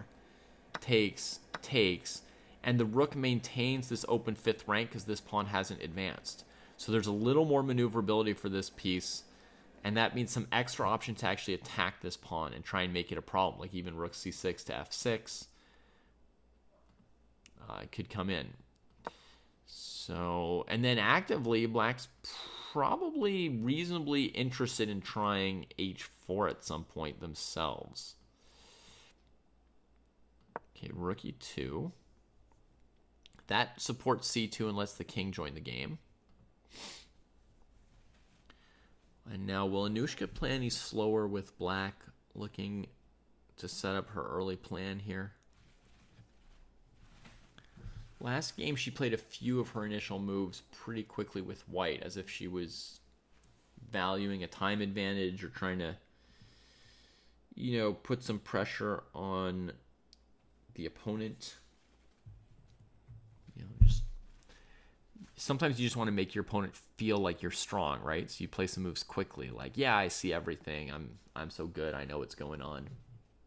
So she might have been trying to telegraph a little bit of that to Rachel. I think Anushka would like to be able to intimidate her opponents. I think that's one of the things she would like to be able to do when she plays chess. Maybe she has some fears herself while she plays. And then, how do we deal with fear? We try and make somebody else scared instead of us. So, but I'm very happy to see her spending time on this move, actually. So that's a really good sign. She's taking it seriously. And h4 looks reasonably strong. As 1800 points out, if we got h4 trades, the rook now doesn't have access to the open file. So it'll be black who will be threatening rook g5, rook g3 with, I want to say, just a decisive incursion. Doesn't feel like there's anything else going on enough on the board that would keep that from working, but maybe there'd be the c3 pawn break. If we go here, here, here, here, here. Maybe in some case there's this pawn break because the knight is dangly. But check here, check. Might even just lose tactically. I don't know. Check here, here, and you defend the rook. You know, so. Oh, sorry. An even easier tactic. Rook d1, mate in 1. Yep. So, let's see. Okay, we got the move f5 instead. Gaining more space. So now against f4, black could maybe play h4. Against h4, black could maybe play f4. The h3 move, weakening this g3 square, I feel like it makes white's position worse. And I know we put Rachel in a tough spot because we didn't list a ton of great ideas for white during our discussion of the first game. And all she had to go on was don't play king c1, not do play x or y. So I know she was in a bit of a tough spot, but my first sense is that this h3 move makes white's position weaker. So let's see. Now black's on the move and she's suffering. I mean, it was a big option for black to play h4 right here when rook g5 comes quickly. And maybe it would force white to play this move. The problem with this is that now if the black knight maneuvers to f4, that pawn is a real pain to defend. But I guess for the moment it's not that easy.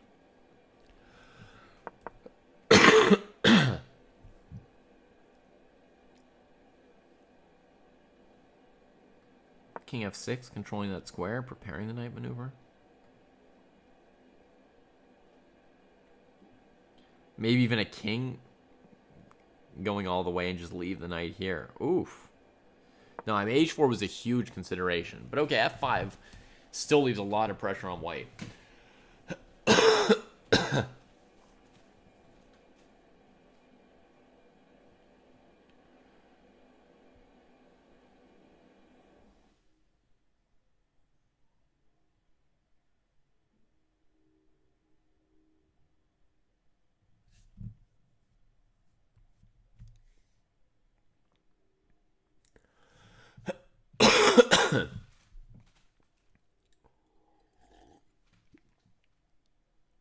Gosh, I don't really like either of these options.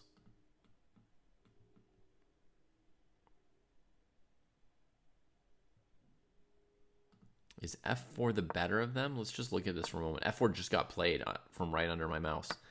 Then this would maybe be the way. Trying to do this. Rook here stops the pawn in time. So that is a resource of Rachel's.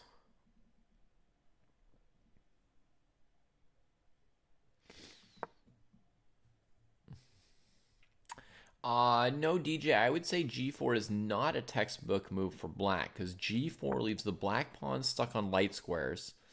And honestly, white could trade or push. But, yeah, the bishop will always have this pawn to target. So it's doing something and anchoring this.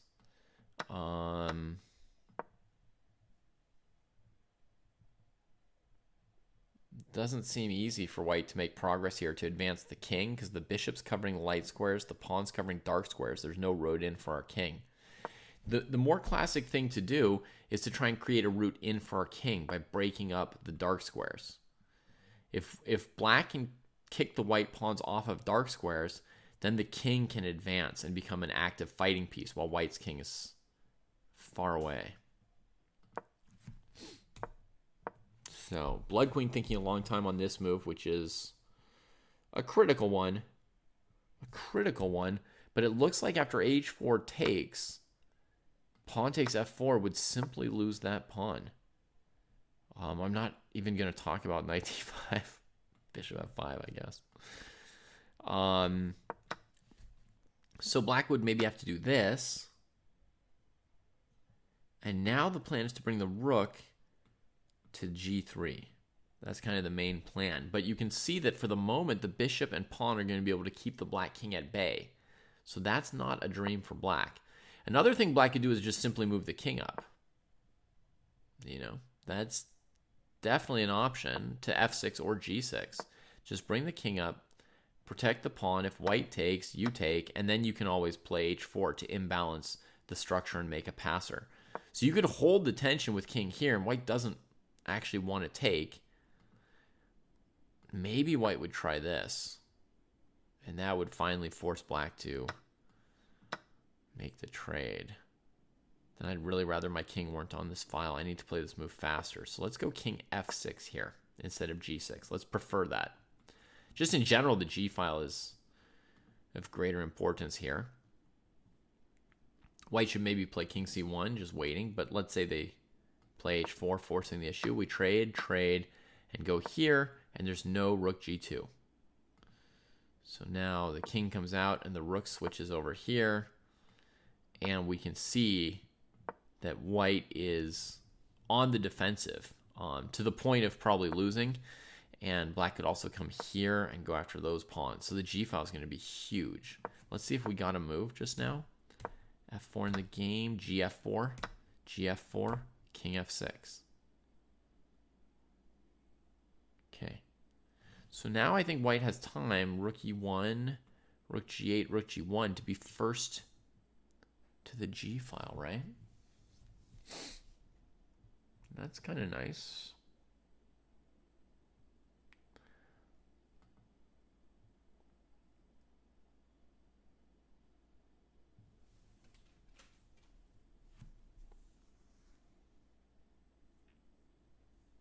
Whichever rook first gets to the only truly open file on the board, right? Since these central files are kind of open, but they're also locked together by these pawn-defended bishop and pawn-defended knight. This is going to be worth a lot. The one fully, truly unblocked open file on the board for the rooks. Whoever gets it is huge. So the difference between this position and the one that I showed before where black had rook c8 already is huge. So white doesn't quickly go for rook e1, rook g1. I think this is a mistake. I think you just have to go for that file. That's the most pressing thing on the board. And Anushka goes presumably towards that file. We're going to make charitable assumptions about her intentions until anything proves us wrong. And we're going to imagine that she's rushing to that file and grabbing it. And Rachel has to wipe some sweat off her forehead as we see that rook coming in. Or maybe it's just hot in Los Angeles in period because Anushka's also going like this. I mean, it was pretty warm in NorCal today.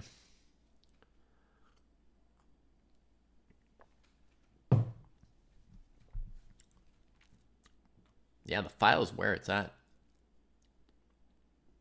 I think it's worth at least a full pawn just to seize the file first in this position.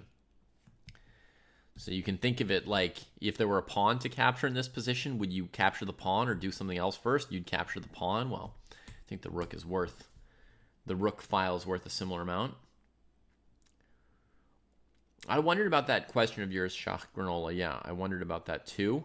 So the question is, had white gone rook e1 headed for g1, could black play knight g2 with the idea of knight f4? Get the rook to come here and then start improving black's rook like this. Maybe so, but to some extent, this file might be trash as long as you have your own knight on g2. And if you have to move the knight away to threaten rook g8, the moment you move it away, white could take it. So I'm not sure if knight g2 is definitely viable. I'm not sure if the mechanics work out that you have a way to take over the file with your knight sitting on the file. Although hilariously, it does say that white shouldn't go rook f3 heading to g3 because then you go rook g8 and they don't have rook g1 available. They have to kind of sit here waiting on rook g1. Oh, it looks like Rachel's in huge time trouble. Let's see, rook c7, king d2, rook to the open file. Good job, Anushka. And now, I mean, c3 is like the main thing you would think you would try here. She goes rook f2 with a few seconds left on the clock. Black's got 2 minutes. Nice position. I would consider h4. That's called fixing a weakness, folks. When there's a bad pawn, sometimes you play h4 to keep it there. Previously, it's more important to first seize the file. You don't play overly fancy moves. You need to get to the file first. That's worth more, right? Because, if white spends their time on h4, fine. You spent your time bringing the rook to a good square. So that works out, right? But now you could be wasting your time chasing it with rook g3, h4, rook g4. So maybe you just play h4, getting closer to queening. And then rook g3 next. It also depends on whether or not c3 is an issue, whether Anushka wants to do something to prevent it. How big a deal would this have been last move? If takes, there's king takes.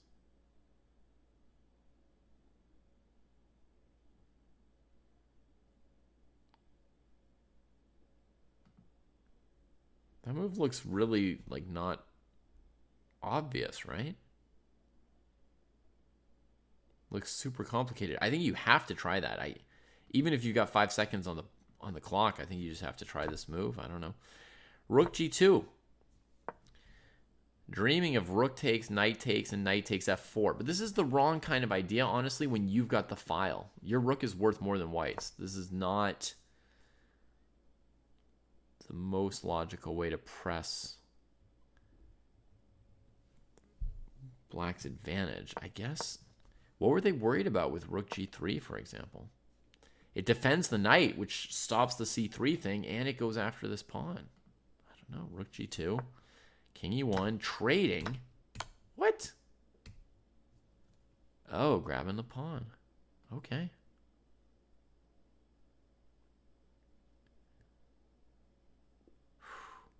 King g3.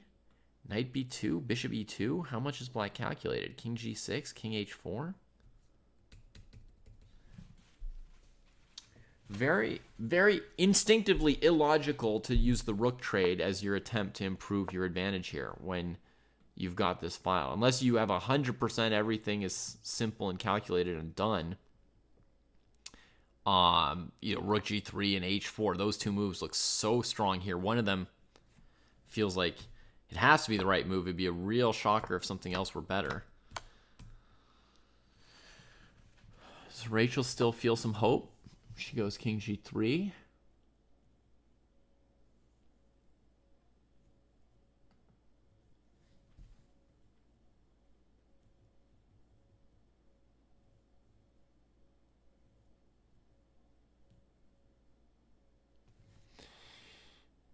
If knight takes bishop here, black can go for knight a4, knight c3. Counterplay, give the h-pawn, take the a-pawn.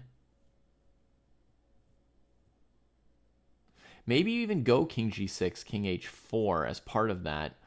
Get checked, have your king go to h6, so it's really blocking the pawn, and the king's stuck on h4, blocking the pawn, and then, work on this knight maneuver.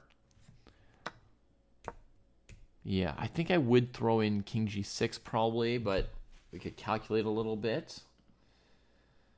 To see if that's superior. If knight a4... Bishop h5, knight c3. The a-pawn's just dead where it stands. Maybe that's simple enough. That was too much general thinking from me and not enough calculation. Whereas king g6, king h4, knight a4, check, king here. That's 2 king moves, and then bishop f7 defending the a-pawn. So it's simpler to go knight a4, knight c3. Win that pawn, give the counterplay. This h-pawn's not really getting past your king very easily because white's king is never breaking through the position. Yeah, so knight a4, correct. So Anushka supersedes my instinct there and looks concretely and finds the right continuation. It looks like it'll be just enough to win for black, despite me hating her rook trade earlier. Is d3 possible? I suppose so. I don't like it, though. you want to do some kind of weird breakthrough, but you're sacking like so many of your pawns. If you want to do that, maybe come here first, and if white plays this, then go for a breakthrough. Like that. That could be winning. So you could play a4 here, planning to bring the pawn to a3, just getting closer to queening and setting up for a breakthrough like d3 eventually. And white could go here with the king then. And maybe if you do this and get the king all the way here, now we could use your breakthrough idea. Yeah, I mean, reconfiguring your idea and just prioritizing the a-pawn moves, this might be a killer idea. So more analysis would be needed, but they've got 30 seconds per move, so we're going to keep looking here. So white brings the king towards this pawn. Against knight c3, white's going to play bishop c4, so black can't win with the a-pawn. Or not immediately, you know, they're going to need a fancy breakthrough. There is a breakthrough to be had, by the way. Knight here, bishop here, a4. I'll just make a move to set it up and then show you d3. So if the bishop takes, knight a2, right? And if pawn takes, you go knight a2. Bishop here, b3. Bishop here, a3. And you just win. So black can force a breakthrough against this bishop on c4 still right here. They could also play king g6 and keep white's king at bay if she doesn't have enough time to calculate this whole breakthrough idea. But it does look straight up winning to push this thing. Yeah, but she just plays king g6. She says no counterplay, really. She's up a pawn, and she'll have time to advance the a-pawn soon. Is the starting position from a famous game? No. It's going to be revealed at some point here, but the starting position is from a game of Anushka's. She did not seem to remember it when we discussed the evaluation at the top of the show. So we'll see. We'll see if she knew all along and was just didn't happen to mention it.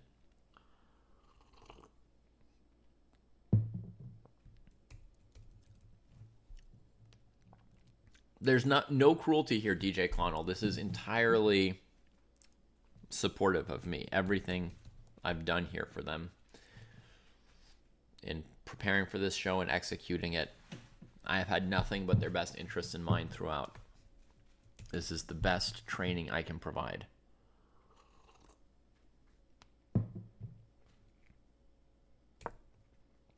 All right, king backs up. Knight chooses to reposition. Interesting. So I think the idea is to get the king away from the h-pawn and then be able to repurpose her own king once there's no counterplay. But I think she doesn't see this idea of a4, d3 as a breakthrough. That's an unusual breakthrough, you know. There are some breakthroughs that are, 1200 level, like if you had none of these pieces here and just a pawn on a3. The most basic chess breakthrough would be, b3, pawn takes, pawn a2. And 1200s will know one or two breakthroughs like that, maybe. But this idea of a4, d3, because the bishop's on a2, pawn takes, knight a2, sacking the knight, and then trapping the bishop with the pawns is a more advanced one. The king commits. She tries to harass this bishop.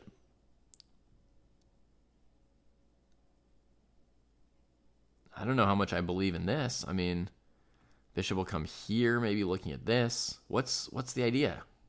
Does she have a plan? The time situation suggests that Anushka does have some threatening idea, and Rachel's scared of it, and she sees it, because she would run down her clock if she didn't see anything good to do. But I don't see what she's up to. Bad sign for me. Bishop b5. What's happening next? Gets played.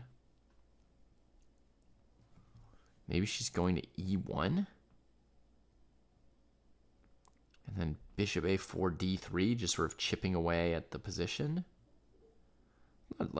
Not like super convincing to make a pawn trade. Again, She doesn't have the same endgame instincts as I do about what to trade or not trade, but she is sort of move by move finding enough good ideas to keep pressure on the opponent.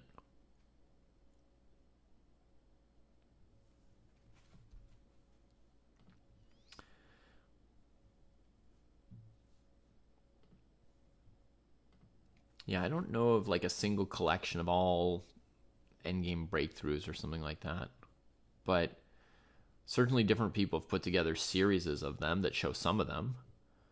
I don't know if you could show all of them, right? Because there'd be a lot. But okay, knight f3 check. Yeah, so that's what I suspected her idea was. I think she's coming here next.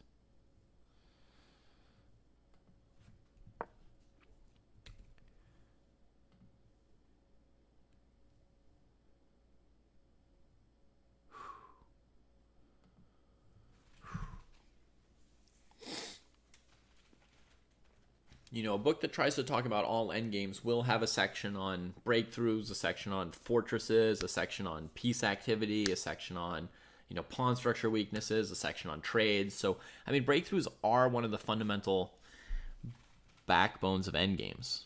Definitely. I'm just thinking a long time here. Then executes her plan. So the threat is knight c2. And bishop d3, knight d3 is just over as a king and pawn ending, right? So I think it'll be bishop a4 pretty quickly. Gives the check first. Interesting. So here, black could even just go king f6 because bishop h5 is not happening.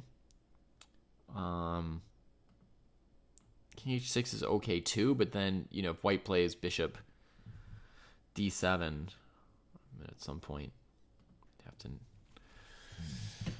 you can't keep both of these pawns defended with the king at once, right? That's part of this bishop getting loose in the endgame and you having pawns on light squares as black.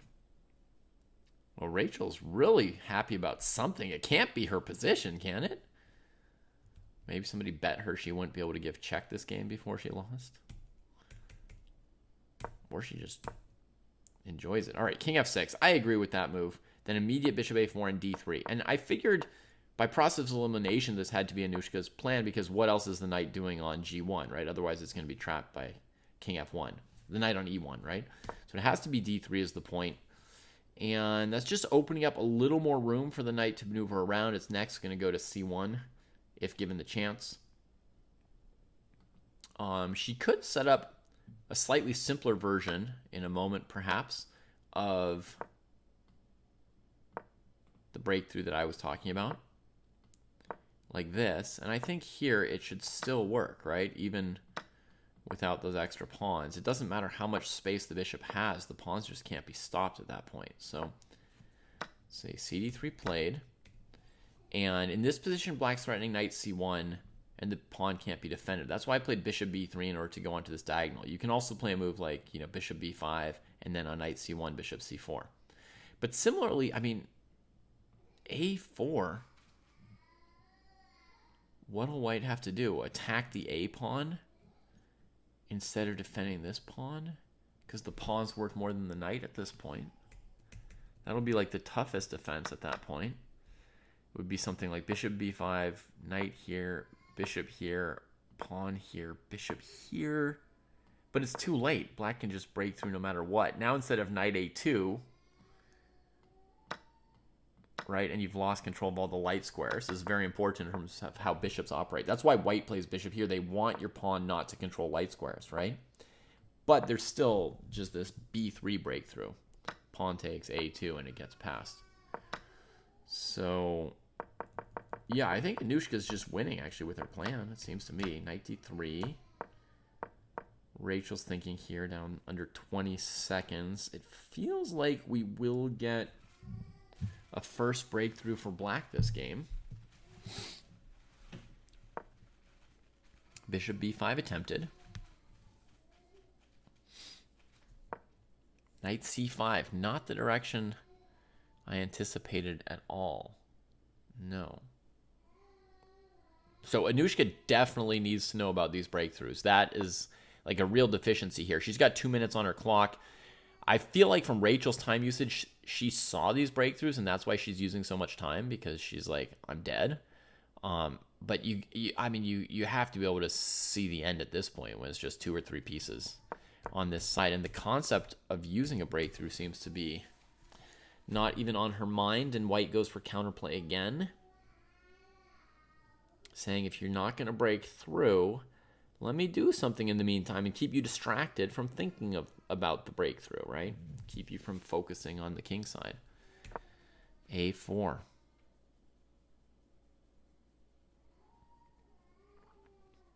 Yeah. That's the right side of the board. That looks pretty winning.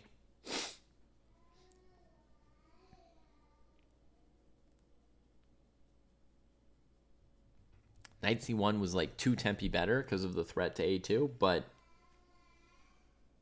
I mean, there's still just the threat of B3, pawn takes B3, A3 here, right? Winning the game, so.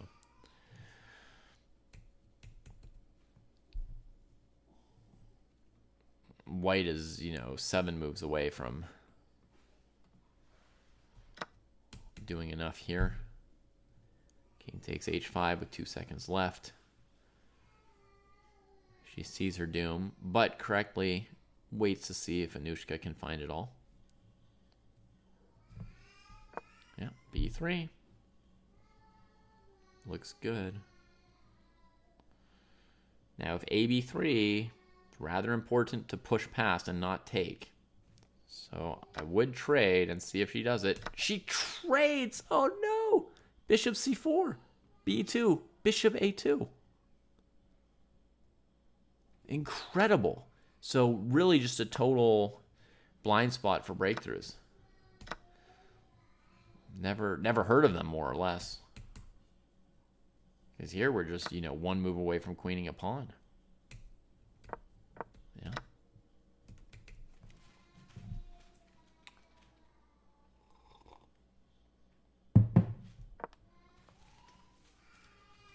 Rachel finds the way. Brings the bishop around. This knight will probably go to C3.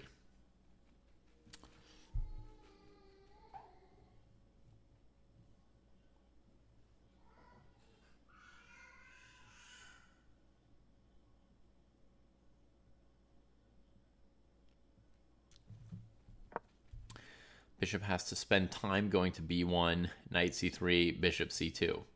Because you can't afford to get your bishop chased off the diagonal and just let them queen, right? You have to sack your bishop for this pawn to stay in the game.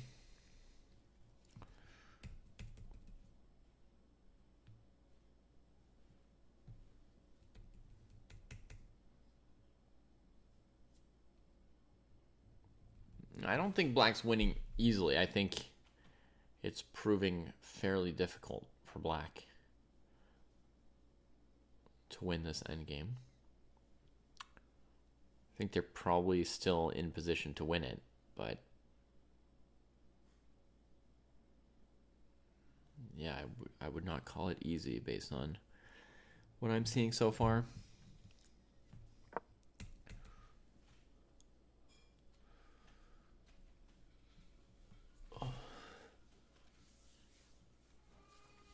It seems like rook g2 and rook takes f2, followed by knight d1, knight b2, was just enough for black to be objectively winning throughout. She's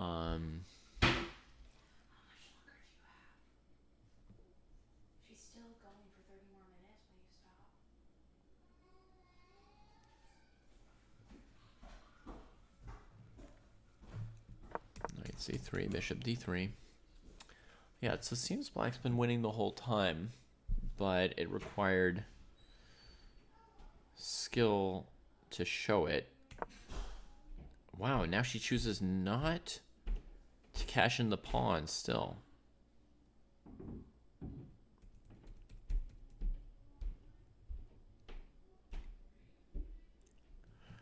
So she'll take this pawn with check. The king will probably come this way to keep this pawn alive. And then she'll move the knight back over to c3 to collect the bishop. I guess that's good. It's just interesting. Her mind has very different endgame instincts than mine. She definitely does things in different orders.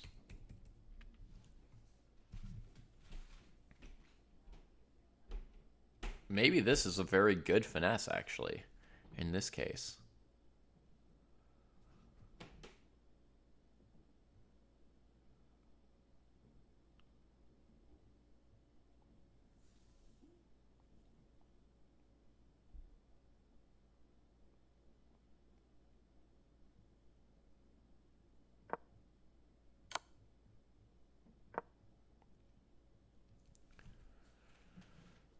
Yeah, this seems like the square to head back to now. She's slowed down White's counterplay, which involves bringing the king to g8 and then the h-pawn up. And she's got the f-pawn ready to run. So there's no plan at all for White. This was actually a very clean solution, this knight d5 move. Yeah, very nice. That's pretty GG. I say again, but it's gone on for a while already.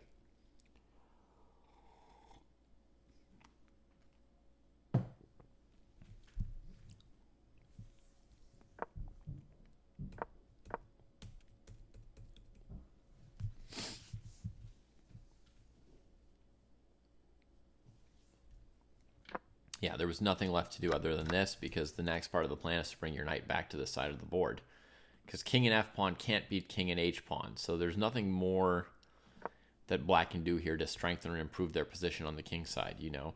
And even just one wrong move could be enough to draw the game or whatever. So, in fact, there would be bishop takes f5, even worse in that variation. So knight takes b1. How do our contestants feel?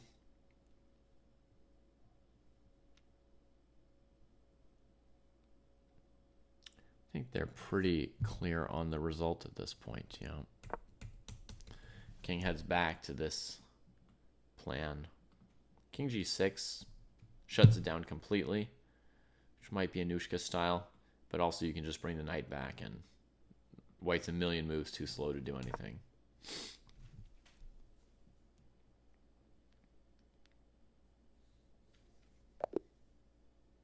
All right, and that will do it. It brings us our first decisive game here.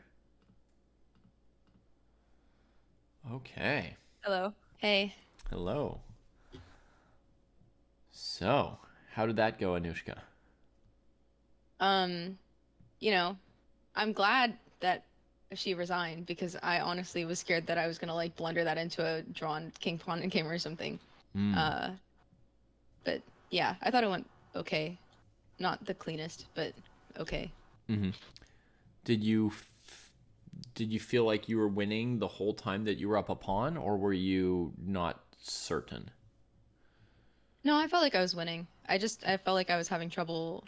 I would like come up with a plan, and then she would make a move, and then my plan would be like foiled for like a few moves, and I was like, oh, I have to come up with something else now. Yeah. But I never felt like I wasn't winning. Just I wasn't seeing it. That makes sense. That does get exhausting over time playing an endgame, and that's part of what a classical chess battle is, right? When you're against somebody who's pretty closely matched, is you have to come up with a plan, and then something goes wrong. You have to come up with another thing, and it's just slowly the fatigue layers, both emotionally and mentally, as you go through all those things. Yeah. What do you think, Rachel? Was it winning once she won a pawn? Yeah, I just felt like I was like on my heels the whole game, just like, you know, trying to hang on. Yeah, I don't know. I had like 2 seconds all of a sudden. I was like, I don't know. Like, you know, after rook g7, I really didn't know what to do. Yeah. I was like really stuck there, and I was like, oh wow, I need to just make a move. So I just like made a move. And then, you know, I knew that they was forcing the rook trade. I didn't see the fork. And I was like, okay, maybe I can try the h5 pawn, which she defended really well. And I thought, I don't know, I thought the like when the knight was on c3, I really thought she was just gonna promote. But then, you know, when she came and took the f4 pawn, I thought it was really clean. I thought it was really cool. Yeah, actually, knight d5 surprised me, and then I had to say, oh yeah, that was actually maybe cleaner than what I would have done. Yeah, no, it was really clean. I was like, wow, this is a really nice way to end. Yeah. And then I think playing what was it? Like playing knight e2 at the end too, just like cutting my king from going to g3. It was just like a nice extra sauce. I don't know. I think she ended it really well. Yeah. Yeah. Yeah, and but one interesting thing you said at the beginning, I think when Rook G7 got played early on, that's where you started to really feel that your position was coming apart. Yeah. I mean, also like I didn't know after f5 when we had 3 pawns staring at each other. Yeah. I didn't. I mean, I didn't know how to make progress. Maybe Mhm. there I should have just played like king c1, king d2, but I didn't know if I wanted to allow her to make the decision on where the pawns were gonna go. Mhm. Yeah, I wasn't Yeah. sure how to proceed really. Yeah. Yeah, I mean, I think that you're somewhat better off playing f4 than letting her play f4. Yeah. That Based was kind on of the conclusion that I came yeah, to. Yeah. based on what we've seen so far, but it's not something that we've proven yet, right? So that's at a level of a theory still. And a lot of times with these end games, what you want is you're sharing knowledge, but also theories, right? So you could tell your opponent there's this one tactical pattern you can't play king c1, knight c2, right? Without having the rook able Yeah. to go to the second rank. So you Yeah. set it up with rook e2 that you could cross the king over. You could also put the rook on a square like g1, and if they do knight c2, bishop c2, d3, you have rook to g2, right? So there's different ways to set it up, right? So you could share stuff that's Yeah. basically you're sure of, right? Like we Yeah. have to watch out for king c1, knight c2. But then you also have theories, right? Like I think that either player would want to put their pawn on f4. So before black does, white should, or something like that, right? And then that's something where you're not sure, but what you try and do is you try and play like 2 games with the white pawn on f4, 2 games with the black pawn on f4, and then you start to hone in on that theory, right? Yeah. From actually playing it out. Could you talk a little bit more about why you're so sure that some side wants to put the pawn on f4? Right. So, a big difference between this game and the other one, even after Rook G7 happened, and even after she was up a pawn, is that we could feel the power of the white bishop, which we never felt in the first game. So even though this game white lost, right, we felt the light squared bishop hitting h5, coming out to b3, a4, e8, hitting the pawn on h5. There was a moment, kind of cool, where bishop e8 check got played. Let's see, just before this. Yeah, right here. Bishop e8 check got played at like move 19. And if black plays king h6, in theory, white can just keep playing bishop d7, right? And we could see that the bishop has so much room and scope that you can't actually completely shut down all counterplay, right? So Anushka had to be confident and do the calculation work enough to be willing to say, okay, I'm going to sack one of these pawns at some point to continue my play on the queen side, right? So we felt the power of the bishop for the first time. And to me, that's partly because there wasn't a pawn on f3 hampering that piece. In that first game, as long as the pawn was on f3, the bishop was just unable. Right. It was just a dud. It couldn't do anything about the passed h pawn. The moment white sacked f4 and got the pawn off f3, everything worked out. So, so that's like a big piece of it is I feel like, and then another piece is just in general, if your pawn is on f4 as white and your bishop is a light squared bishop, the black king can't penetrate the position. Anushka had to win the game just off the rook and knight, right? Her king never got in and did anything. Whereas in your game where you had black, we thought there were a couple potentially winning plans for you of bringing the king through g5 to f4 to g3 or h4, h3, king h4, king g3. There were routes for the black king to just come forward, and white had to scramble in some way because the king on c1 and the black king comes into g3, like you've lost, right? Yeah. In any position with the pawn on a dark square and bishop on a light square, you actually have the possibility of blocking out the enemy's king. Okay. Yeah. So it's still a theory. I don't know for sure. I can't prove it. And I think there's an interesting question about the timing of it. Because if you just rip f4 on basically the second move of the game or something, like bishop d3, a5, f4, black has gf, gf, rook h5. And I'm not sure of the consequences of that for white. Because that black rook just starts attacking all your pawns. It's just so active. Right.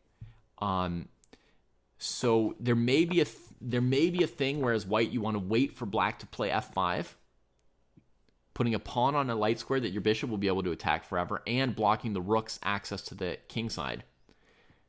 And Right. then as soon as it's on f5, maybe there you go f4. It's insane that none of these thoughts went through my. And you're saying it now, like it makes so much sense that this is not what it's going to. Yeah. Now, again, it makes sense, and in practice, it might not work. When I'm thinking strategically and listing ideas like that, I might be blundering like all kinds of simple tactical reasons why you can't actually play it in this position or that position. But yeah. One thought I had is that I did not like the h3 move for white. I felt like that weakens your dark squares. Yeah, I just like really struggled to come up with what to do. Yeah, I know and I we'd think like. I was like, okay, I need to move, and I need to move something, and I was like, I can't move the A pawn, I can't move the B pawn, I can't move the C pawn, I can't move the king. Like, you know, I Right. should have just played rook g1. I should have totally just played rook g1. Yeah, you're in almost Zugzwang, yeah. but maybe this mysterious rook Yeah. move that Anushka used in the first game, rook g1, which kind of fights Yeah. against both f4 and h4 as plans for black. Yeah. I think it was a really clever idea she had in the first game, but I know we threw you into this game with like, here are 5 ideas for black to win better, and for white, yeah. and for white, don't play king c1 because it loses. Well, that doesn't tell you what to play, right? So I know it was Yeah, tough. no, I think rook g1 would have been, yeah. But I much think a better useful alternative. point that this h3 move means that if black ever plays f4 or h4, that's enough to collapse all white's dark squares. One pawn to either of those squares, and it's immediately like tactically forcing and positionally amazing for black. Can you explain that a little bit more? How h3 collapses the dark squares, or like? Yeah, so I mean, in a situation like h5, rook e2, f4, when you play f4, right? If black plays h4, if your pawn were on h2, so this is move 4 after you played f4. If she had played h4, if your pawn were on h2, you could play like fg5 or any move you like. Right. But because your g-pawn's hanging, you're just I have to. you're forced into some kind of tactical scrambling immediately. And most of these positions are going to be amazing strategically for black. I think in this game we calculated that you had the plan of gh, gf, rook f2, capturing the f4 pawn immediately, and you were okay. So you mean after sorry, f4, h4? Yeah. In the game she played gf4, right? And I think we were calculating that had she played h4, you could trade on h4, and if she takes on f4, you have rook f2. Rook f2, and I'm okay. And you capture that first pawn before it gets out of hand. But if black's king were already on f6, they would play king e5, and I assume you're lost. It's kind of like the breakthrough that you used in the first game, right? Where you created the imbalanced pawn structure to make a passed pawn faster on the king side. And honestly, for all I know, black could lose that f pawn and maybe still have a good position. King f6, rook f4, king e5, rook f2. Rook c7, and black's, it doesn't look too fun. Black's going rook g7 or rook h7. Your king's still a long way from being good, and the f pawn looks pretty good. I mean, maybe that's still good for black, right? Yeah. But there we need to calculate a 6 or 7 move variation, and for the moment we'll just say the pawn on h3 means that all of these things are more critical, right? Anytime she plays f4 or h4, you just have to react in a different way. And often just holding the dark squares is how you would ideally react, and that's just not even one of your options. Right. Yeah. Wow. That's insane that you saw all of that from h3. Well, that's sort of like an experience thing, right? Yeah. And one of the main ways that I think about chess, and bear in mind that every way that someone thinks about chess is not just a shortcut that allows them to like think of something brilliant in 10 seconds that normally you'd have to think 20 minutes about, but it's also a bias that's going to freeze out other things and cause them to miss things, right? So every piece of knowledge is a double-edged weapon. But I think about things a lot of the time in terms of color complexes, you know, and how the bishops and the pawns coordinate and what square you want your pawns to be on if your knight is likely to be on this square and stuff like that. So Yeah. No, I like to think more that way because I don't really think in color complexes. Mm-hmm. I mean, I'm not exactly sure what you mean by a color complex even. Mm-hmm. But well, part of it is this idea that the dark squared pawns are going to blend better with the light squared bishop to provide a more full coverage of the board so that the black pieces don't have a bunch of safe squares to maneuver through at will. Right. Now, I have to tell you, too, about one other very important thing in this game. So f4 was played. Black took on f4. Right? Trades, king f6. Now, in this position, I'm fairly confident that the key thing is the open G file. That's the most valuable thing. Anushka agrees, and her next two moves were rook c7, rook g7. Yeah, but, I was expecting rookie one. Yeah. And then yeah. So this is the kind of thing that you can learn from each other, right? Very good example. Like if you were just discussing this freely without me here, Anushka, it would be your responsibility after the game to tell Rachel, like, I really thought you would go rook e1, rook g1. Like, why did you not want the open file? You can say it however politely you want, but I mean, it's your responsibility. You have to tell her that the open file was kind of like en prise. Yeah. And she could have captured it and didn't, right? So, Yeah. Yeah, that's why strategically I would never like play g takes f4. And I had to be concrete and like believe in myself that what I calculated was fine. Mm-hmm. So I was looking at g takes, king f6, rook e1, rook c7, rook g1, rook g7, and then I just made sure that there was no like. Eventually, all I had to make sure was that like the rooks were either getting traded or I was having the open file, and I didn't see any way that she could not do that. There was no like rook g5 or anything. So I thought this worked out well for me, and like I saw that my queen side was safe. I didn't really look at any pawn breaks on the queen side for her, so maybe that was a miss. But yeah, I thought this was fine. But otherwise, yeah, I like the open file is like your only way that you're gonna get counterplay against me. So it like felt in an abstract way like a stupid thing to do, but I thought it would work out okay. Yeah. And did you think that after the rook trade you'd be winning or better, or you were just like, that's good enough, I have to go for this, I don't need to evaluate what's happening? I thought I'd be winning because knight g2 Your and plan is to get it's this, hard right? to defend this pawn. Yeah.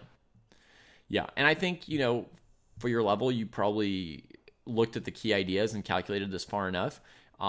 If you had more time on the clock, I think before going in for this as black, since you have the advantage, you might check this move bishop e2, hitting the h pawn with the idea of transferring the bishop to f3, taking away your knight's roots to the pawn. I looked at that briefly, but I didn't look at it enough or give it enough credit. Yeah. So anyway, I mean, like with more time, you can maybe go a little bit deeper on some of these things as you get better, but that you anticipated rook e1 to g1 and were planning on how to deal with it, perfectly good. The variation that I had considered for you before you took on f4, I had rejected h4, perhaps wrongly because of that rook f2 thing, but maybe that's like a genius thing black should do, is sack that f pawn, right? Just to get a passed pawn and muddle up the king side.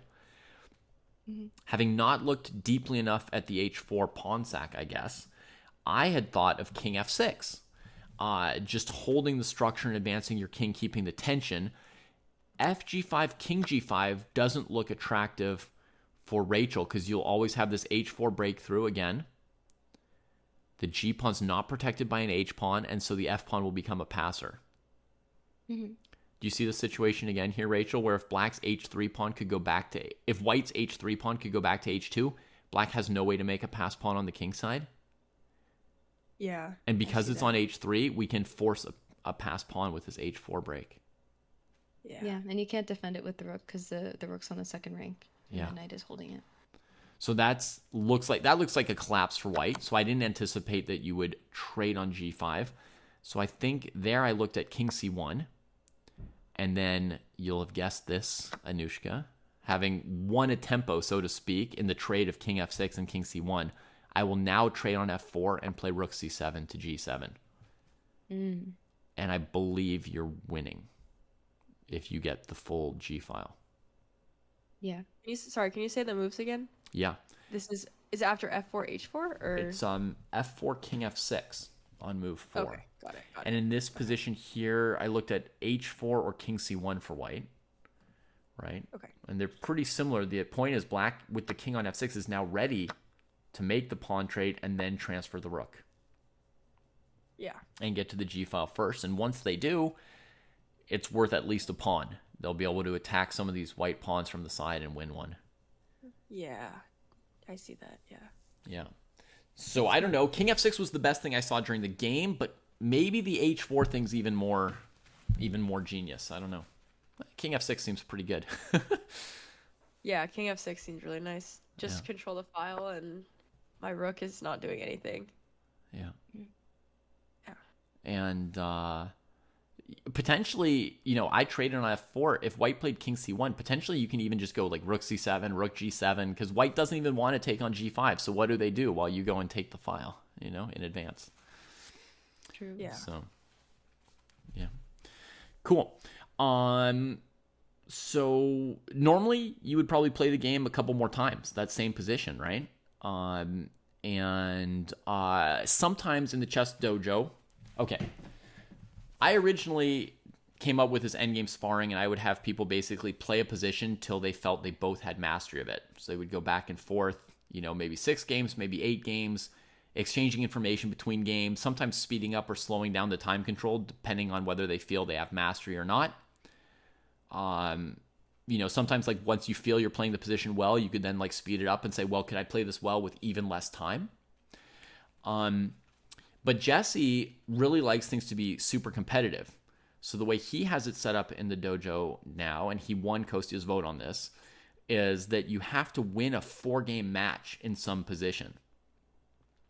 So if 2 players get together and they practice a position, one of them scores 2.5, they can check it off of their task list and move on to other things. The other person has to find someone else and keep working on it till they win 2.5 out of 4 consecutive games in the position. But I would say, normally, like, you've clearly learned some things playing this position, and you could clearly, like, practice it more and keep improving your skills around it. Not just the understanding of the strategic factors at the beginning of the game, but all the little just tactics that come up eventually as you play out a full game, right? Little techniques that come along. Anushka, you can check the recording later to see some little details of breakthroughs that you could use on the queen side. You did win the game without ever giving up your winning advantage, but I think there are some breakthroughs to make a new queen that you don't know about, little breakthrough tactics. And these are just useful things to pick up that we pick up by playing out a bunch of endgames. They may not be strategically related to the starting position, but they are still part of the point of doing endgame sparring. Is just playing a certain number of rook and bishop versus rook and knight positions. You're learning patterns and tactics and practicing when to calculate, when to use your time, every piece of it. Now, Anushka, you once had this position before, right? As white? As black. Like just now? No, before today, in a tournament. What? Really? Yes. Oh my god. What? When? Wait, okay, sorry. Let me think about this. Bomb drop. That's crazy. Let me think of it. So it was a Najdorf? It was a Najdorf. I'm assuming it was a Najdorf. Yeah. You had 2 knights Pawn on against E6. You had 2 knights against 2 bishops. Oh, and I was up a pawn. It was against Yeah. that stupid. Sorry, it was against that kid. Very talented. Very talented kid. Yeah. And in that game, you chose the plan A4, B3 for black. And just sort of gave a pawn on the queen side, which then white advanced up the board. And No, it's all true. Yeah, and you lost Yeah. with black. You know what's funny is I still said that as my first, like, those were the first 2 moves that I said, and I was like, oh no, that's stupid. I won't do that this time. Okay, you thought of A4. That was Yeah. an early instinct. Great. Yeah. So, The chess dojo, under its material, has a few training positions for you, right? But first of all, I thought you might already have done a couple of those positions with Matt, or I don't know, maybe. Yeah. Right? So I didn't just give you the position from your cohort. Secondarily, I wanted to show you here a very useful and satisfying way to come up with extra positions for endgame sparring, right? So anybody out there who feels they want to work more on their endgame and their cohort might have one or two of these kind of positions to spar, they might spar that position and then say, okay, so what do I do next, right? So the number one source of good other positions to spar is your own games. You take any endgame from a game of yours where you didn't feel very confident about how the game went, and you replay it. And it not only deepens your knowledge while being a position normally that you sort of care about, because you're like, this is my position, I care. I mean, in your case, today you didn't feel that, but very often one feels, this is my position, like I care about it, right? And so you remember it better than if it's somebody else's position, somebody else's game. Mm-hmm. And also it fulfills a psychological purpose, right? Because the last time you had this game, you lost it with black, and now you've won it with black, right? So you like take that position and you put it to rest, right? This was me before with that position. This is me now. I'm past it. If I had this position again in the future, I would beat the opponent. How many times do you hear chess players telling you stories about, I had that position, I should have won, I should have won, I should have won. They don't know if they would win, though. They still don't know if they might not lose that game again and again and again to that same genius kid, right? Now you know that you could win it next time. That's a good feeling. Yeah. So I like to take all my blown endgames and put them to rest by replaying them and beating some friend of mine, so that I can say, okay, that's my, endgame therapy as well. Narcissus. Wow. I've never thought of it like that before, huh? Yeah. I feel like, yeah, especially if you're really upset about a game, you're just like, all right, let's spar this, and then let me see the right way to do it, and then like you're almost like, learning from your mistakes. Yeah. Chess players can be so whiny. They can complain on and on about the position they had, but why don't they just go actually play it out again and like try and improve on their mistake, right? Yeah. I think it's rare to find someone of the same rating though who would be willing to take the time to spar it with you though. Like I think it's super, like I'm super grateful to have Matt and have Anushka, like that we can do that. Because I don't know. At least for me, this has not been the case before where I can be like, like I can't believe I lost that, like, and then sit down with someone and spar. Yeah. I think it's rare to have chess friends like that. Yeah, just call up your friend and have them work through it with you. Yeah. But have you asked lots of people before, or did you just assume that nobody was going to be there for you?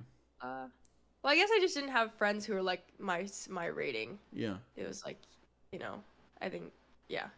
Girlfriends. Yeah, but I mean, yeah, just girlfriends especially. Yeah. But yeah. Yeah. Well, so there you go. You have it. And to everybody out there, there's probably lots of people out there watching this who think that they don't have a friend to do this with. Ask. It won't hurt you to ask. You may be surprised. You may find some people.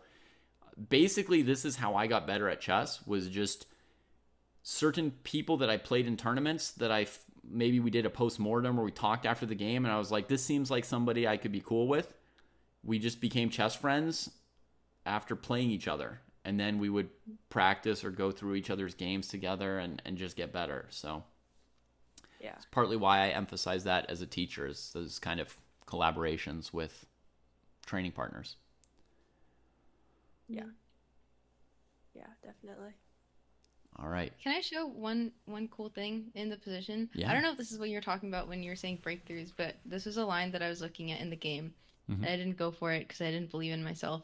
But then Hayden texted me after and he was like, you should look at that line. Like, I think it was interesting.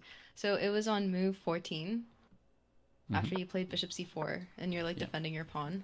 Mm-hmm. And you're attacking my pawn on h5. So I was like, oh, I could defend my pawn, but then I don't know what I thought. I was like, I could defend my pawn, or what if I go a4, Mm-hmm. and then if you take, I take your pawn, sack my knight, and then I go d3, and then if you take it, then I trap your bishop. Yep. Maybe. Yeah, but this just looks like a worse version of the endgame that I got eventually. But I think it also might work. Well, I don't no, know though. this one here, you're up a queen, so it's very clean. Oh wait, yeah, I'm winning the bishop. Okay, yeah. Like, what if they go here and then here? Oh, but they're not. Yeah, okay, then I have a queen. Okay, so this is much better actually than what I got. Yeah. Yeah. This was the most complicated of the breakthroughs. Okay. But it's a super super cool one. You can do it in the other order as well. After king h5, you can play d3. Mm-hmm. And if the bishop takes, you play knight a2, which is obviously good for your a pawn, right? And Yeah. if the pawn takes, then you go knight a2, and then push the b pawn. Huh, yeah. Yeah. Yeah. So I that didn't was see nearly this far though, so that was I wasn't gonna go for that. yeah, that was a beautiful one. Yeah. Very beautiful. I'm sure Hayden feels very good to have found it because it's very aesthetic and No, a I found it. complicated I just endgame. didn't trust it. I like went Oh, I as thought far you as said playing. he texted you it or something. Yeah, I was like showing chat the line with arrows, and I went as far as b3, and then I was like, Yeah. I don't know. I don't know. And then he Okay. texted me afterwards, and he was like, you should look at it. Like it Yeah. looks cool. So yeah, It was super cool. Yeah, great. Okay, so you'll be figuring out those breakthroughs soon. hopefully, Very yeah. Wait, sorry, can you just say the line one more time? I was like kind of like looking at your stream for it, but just to Oh, yeah. Sure. yeah, bishop c4, and then if you take my a4, and then if you take my pawn on h5, then I sack my knight on a2, and then takes d3, c takes d3, b3, and then the bishop's trapped. So knight e2, bishop takes e2, and then No, knight a2. sorry. Okay. Yeah. Yeah. Okay. I was like, what? Okay. A2, bishop takes, and then D3. Yeah, D3? Threatening Yeah, D2, distraction. D1, or DC and C1. Yeah, that's really pretty. Holy, yeah. Yeah. I did not see any of that. Yeah, and you just win. That's really pretty. Yeah. Wow. Whew. Would have been nice. Yeah, if you did that, I would just be like, I would just bow down to you. I'm like, this is just so pretty. Like, I can't. Yeah. I'm just gonna leave the pawn. Yeah, no, this is really nice. Yeah, sometimes our opponents deserve for us to bow down to them. Yes. Other times This we would have be to one of dirty those swindle them cases. to keep them on their toes. Yeah. Yeah. Yeah. Yeah. Oh well, All right. maybe another time. Cool. So, if you enjoyed this, why don't you, Rachel, find a position from a game of yours, and we'll do this again sometime with an endgame that you once didn't do what you wanted with, whether it be try to win or try to defend and draw. Either way. Okay. I can think of what I mean. This is not the one I'm gonna choose, but I was sparring with Matt on Thursday, and there was a position that like I shouldn't have resigned, but it was basically like a queen against a bishop and 4 pawns. Ooh. Essentially, that's like the first thing that comes to mind. I think it was like 5v1 pawn wise, and then I had a dark square bishop, and Matt had a queen. Yeah. And I like. Yeah, no, I guess I just like panicked and like, you know, I don't know. I resigned with like a little bit before that where like that's what it would transpose to. But now and then I was like kicking myself after. I'm like, oh, I would have loved to spar that position. Yeah. Okay. But no, I'll think of one. I mean, we're both playing in the Chicago Open this weekend. Yeah. So I'm sure we'll have games from that for next time. Yeah. That might be a fair choice, you know. And just a note to everybody, you don't need to overthink picking a position, right? Like if you think, oh, this position's not like the perfect position, whatever. Like worst case scenario, you pick a position and it turns out that the two of you can just solve it in 1 or 2 games. And then you're like, oh yeah, we get it. That's fine. Then you just go on to another one. But you've quieted a question or a concern in your mind. You've learned something. Because from the moment that you wondered about that position, it was worth investigating at least once for you. And then you'll see. I don't even know if I've ever thought of positions as like something to solve. Like, you know, like, oh, I'm gonna look at this position until I've solved it. That's really cool. I don't know. Maybe I'm not rated enough for that, but like, Sure I don't you know. are. There's so many positions where I look at it, you know, I'm like, okay, I see all these things, but I don't feel like I've solved it. You know, so that's really cool that you. I don't know. Maybe I'll start thinking of things that way. Yeah. And then it's like, how do you know if you've? Yeah. How do you know you've solved it? Yeah. Well, when neither of you has any more ideas, right? When you both Yeah. agree. And that's Yeah. one of the great things about having somebody else there is it also helps you to be done at some point. Because when you're on your Right. own, you have no double check. You never know if you're right or wrong. Yeah. But when you're together and you're like, I think black's winning, and the other person says, I think black's winning, and you're like, we've tried these three things for white and none of them work. You're like, okay, that's it. You know? And maybe another time I'd love to hear more about like the color thing you were talking about because I think Sure. that's probably just a whole new thing for me. I Sure. don't Color know. complexes. Yeah. Yeah. Yeah. Totally. Um, Color Yeah, but complexes. we'll first, I think the second step, if you both enjoyed this, would be that we would go with an end game that you've got, and then Yeah. maybe a third week if you want, and Anushka's interested too, we could try and do something that Yeah. I think emphasizes color complexes.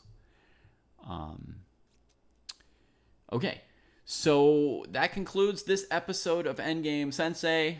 Um, Thank you to our participants who did a great job of fighting out those positions and showed everybody how to do endgame sparring. Remember, everybody, that would be the start. We're keeping the episode reasonably lengthed, but in real life, you got to play more than twice. There was certainly still a lot of questions left in that position, so I could easily see that rich rook and knight versus rook and bishop going through 6-8 games before the players start to say, okay, we got it, we got it. And now, before we say goodnight to you tonight, we do have one other small segment we want to do, which is we want to talk about preparing for a tournament in 4 days. Yeah. So Yeah. Anushka had asked me before you got here, Rachel, if I had any advice on preparing for the Chicago Open. Please. What what day are you traveling? Is the first round Thursday or Friday or? First round Friday. is it Friday? I think it's Friday night. Evening. Okay. Maybe you're I right. thought Yeah, it I was. think it I might think be it's Friday. Friday Okay, yeah. evening. I hope. No, that Yeah. makes sense. That makes sense. I think I booked it for Thursday. Oh, Thursday the Open starts, but no one's Okay. playing the Open. Okay. So we're flying there Thursday Yeah. afternoon. Yeah. Cool. All right, it's great you're flying the day before. When I was your age, I always would go straight from the airport to my first game in order to save a night of hotel room costs. Yeah. And that definitely hurts your performance a lot. But, at a certain point in your life, you may or may not have any financial choices or options anyway. But it's cool that you're getting there days sooner. That also, by the way, incidentally, is what I did the day after finals, basically every year when I was in college, as I flew to Chicago. Maybe once I took the train, which took like 3.5 days. That was, oof. But yeah, I played the Chicago Open after college every year. Visited some college friends there, some high school friends there. I didn't know So it was such a historical like tournament. yeah, I I mean, didn't when know I that. played it, it already Yeah. said something like 25th annual, or I don't know, something. They'd been doing it for a bit. Oh. Yeah. But okay, when you've got a tournament in just a few days, there's very, very little you can do to prepare for it. That's useful. Like on the last day, so Thursday for you, I would do maybe 30 to 60 minutes of calculation work, and that's it. And 30 minutes of 30 to 60 minutes of exercise, maybe. Okay. And then during the tournament, you almost want to cut that down even more, like basically no chess work between games.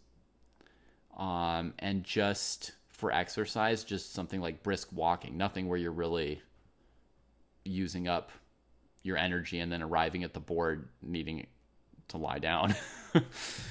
um, Fair enough.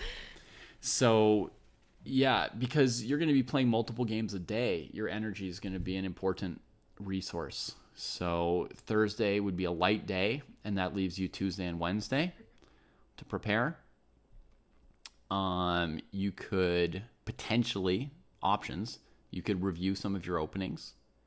If you don't know what openings you're going to play, you could at least pick the openings, even if you don't study them at all, because it's a little bit of a waste to sit down at the board and your clock's ticking and you're like, okay, am I an E4 player or a D4 player?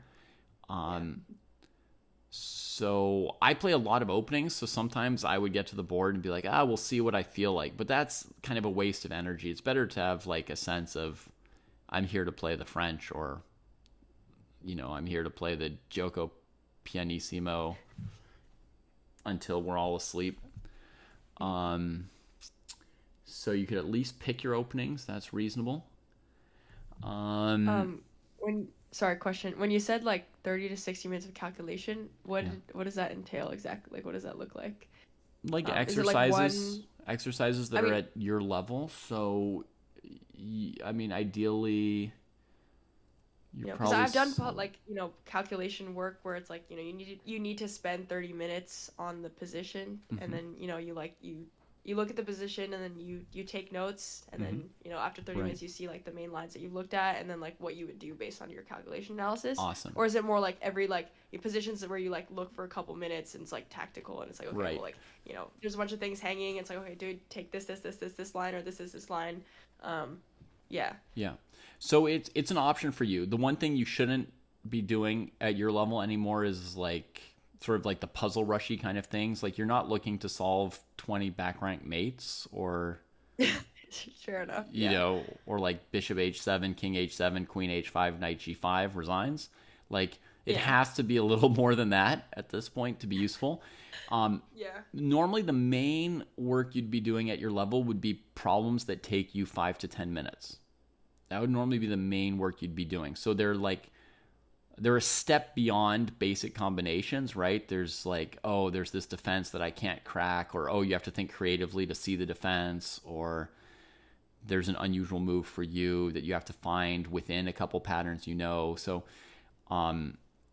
normally that's what you're kind of looking for. Recommend finding those types of positions at our level. I mean, you could just look at what the tactic book is in your cohort on Chess Dojo. I mean, now it's a little bit late to order a book. But Yeah. No, yeah. I have the just PDF. It's okay. yeah, maybe an ebook you could Yeah. get in time, or if Anushka's got the book, she can show you which it is.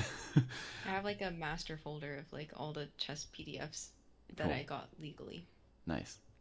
Yeah. Excellent. So like 5 to 10 minute exercises would be like a typical level for you. And then one way to arrange it also is to take a set of like 6 to 8 positions and see if you can solve them in an hour. So you sort of allocate your time, not knowing in advance which ones are harder or easier, and you sort of try and get through them all and do like 1 hour of hard work.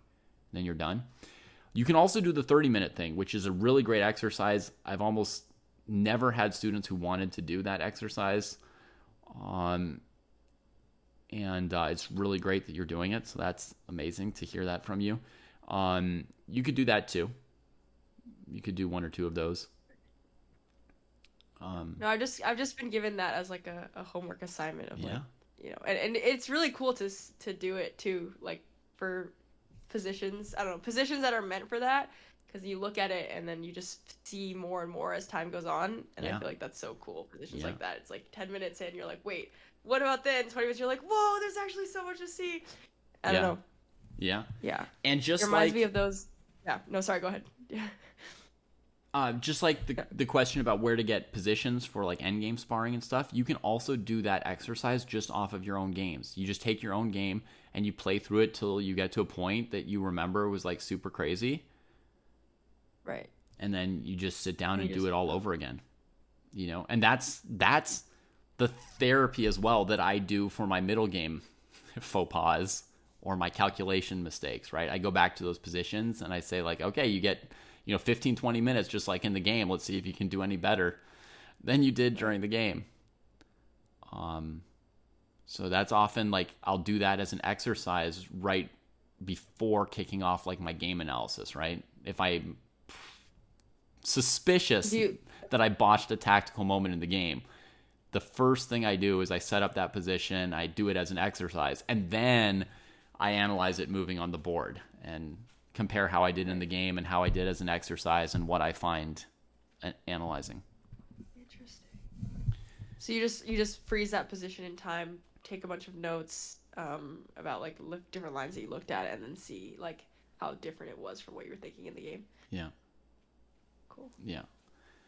Yeah. So so that's something you can do as well on Tuesday and Wednesday. You can do some calculation work. You could make sure you know what openings you want to play. I wouldn't recommend cramming like long lines that may or may not come up, and that just, for most people, just sort of feed into anxiety and never feeling fully done or prepared.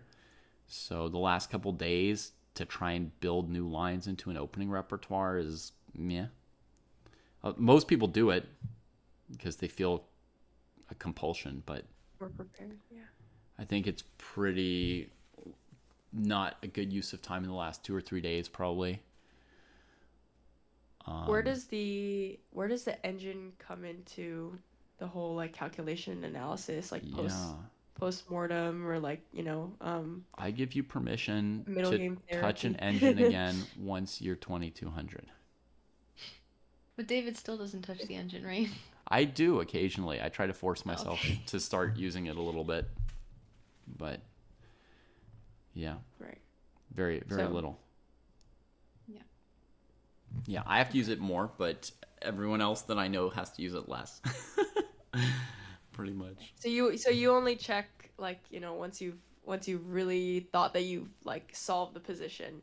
Right. It's So just an yeah, even afterthought once of, like, maybe I you're at a missed master level, any Yeah. position where you ask the engine before you ask yourself, you basically just wasted a training position or training opportunity, right? Yeah. Yeah. And then to me, the point of the engine is to assess my performance on that training position. Right. Right. I mean, to just have a bunch of positions in my game where I don't know if I did the right thing or not, and then turn on an engine and it tells me that I did the wrong thing, and then I don't know why, and I didn't put the effort in. That's just satisfying our psychological desires. It's not learning any chess. Yeah. It's a really good way of putting it. Yeah. And we all have those, right? We all want to be able to say like, oh my God, I was completely winning and I blundered this.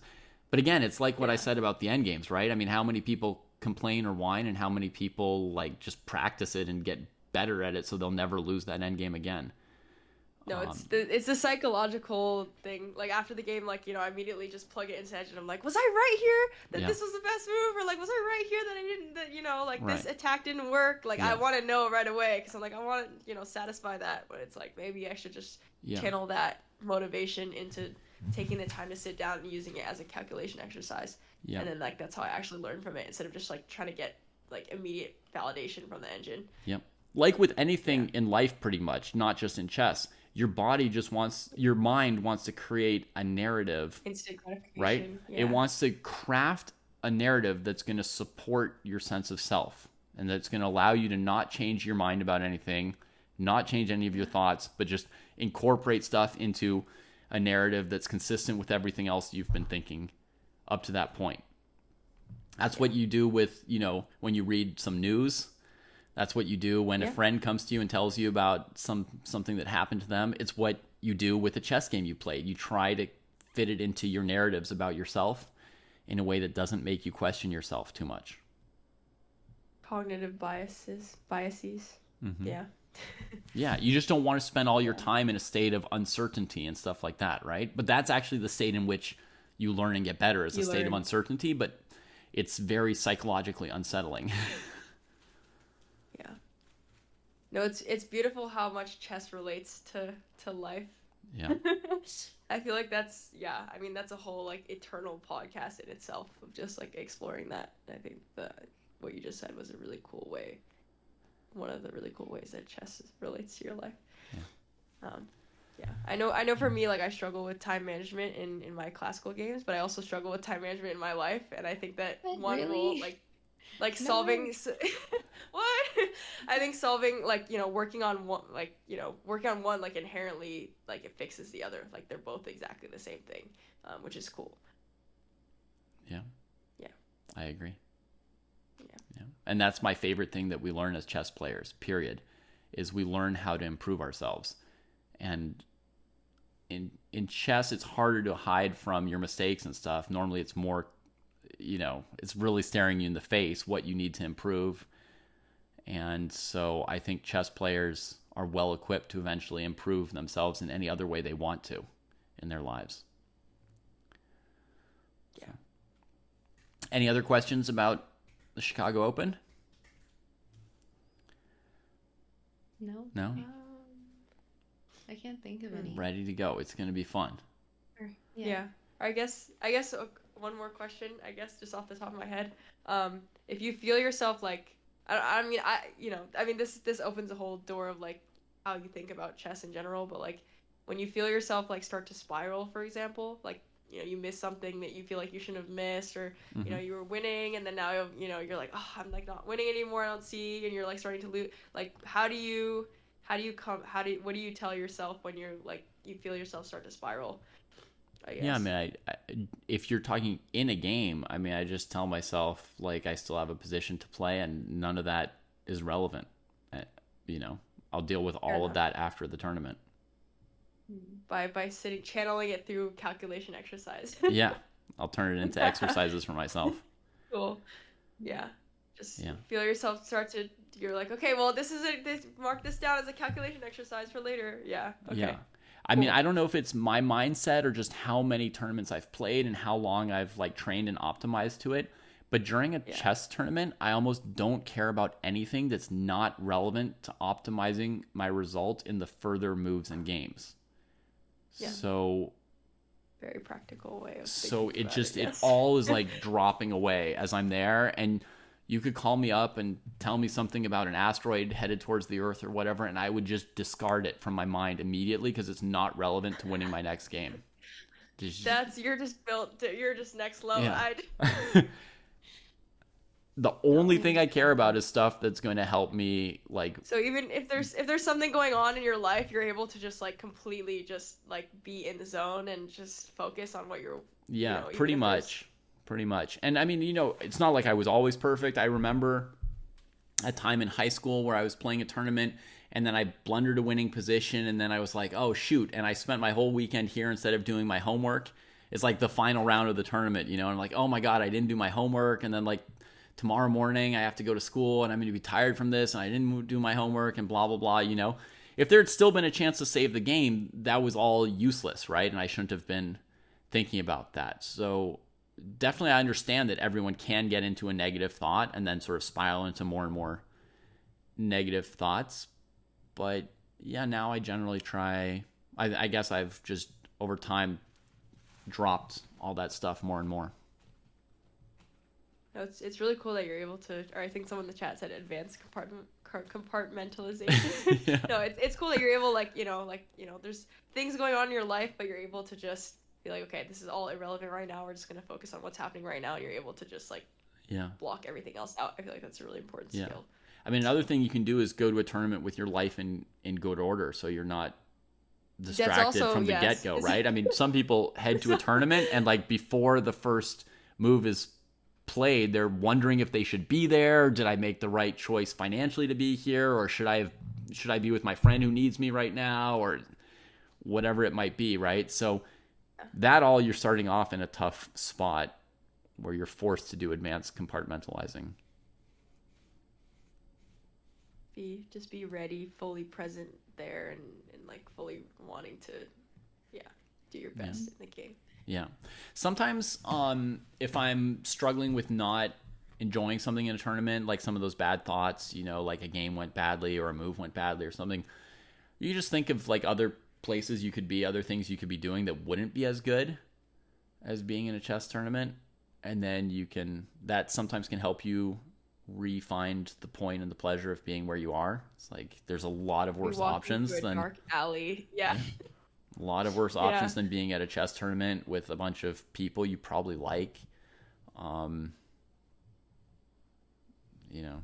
enough. Yeah.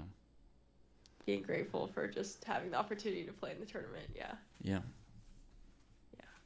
It's a good way to look at it. Awesome. Yeah. So here's the story from somebody in my chat. He says, I once had a roommate for a tournament whose first words to me were, I don't want to be here. he withdrew with 3 rounds to spare, Oh, man. right? So sometimes you can see it coming when you show up at a tournament that you may or may not Yeah. be in the right spot at the right I've time. seen people withdraw just because they're like so scared of losing rating. Mhm. So like they win 2 games and they lose 1, and they're like, "Ah," and they withdraw. And I'm like, why did you just spend like $200 on the entry fee? Yeah. Yeah. Huh. Yeah. I think it's gonna be fun, if nothing else. Yeah. So that's good. Like at least we'll have each other and our friends. Yeah. It's the first Yeah. time I'm going like in a group of friends. We're all staying together, and we can like Yeah. analyze after. We can Awesome. play some blitz after. Yeah. I mean, probably not between Yeah. rounds ideally, but Yeah. yeah. Up to you. You have to The balance only like fun reason- with everything else, right? Yeah, we can stay like the night before and the night after because we instead of like getting hotel rooms which were very expensive, we just like all like 6 of us booked an Airbnb together Yeah. and just much cheaper. Yeah, that's definitely brought prices down compared to in the past. Yeah. I guess I mean I don't know how much time you have. I do have another question. If that's I might dip out Sure. at some point because my roommate Yeah. needs to sleep. So if I just leave, like, thank you, David, for a wonderful Yeah. lesson, and thank you, Rachel. You're And I'll welcome. stay for as long as I can.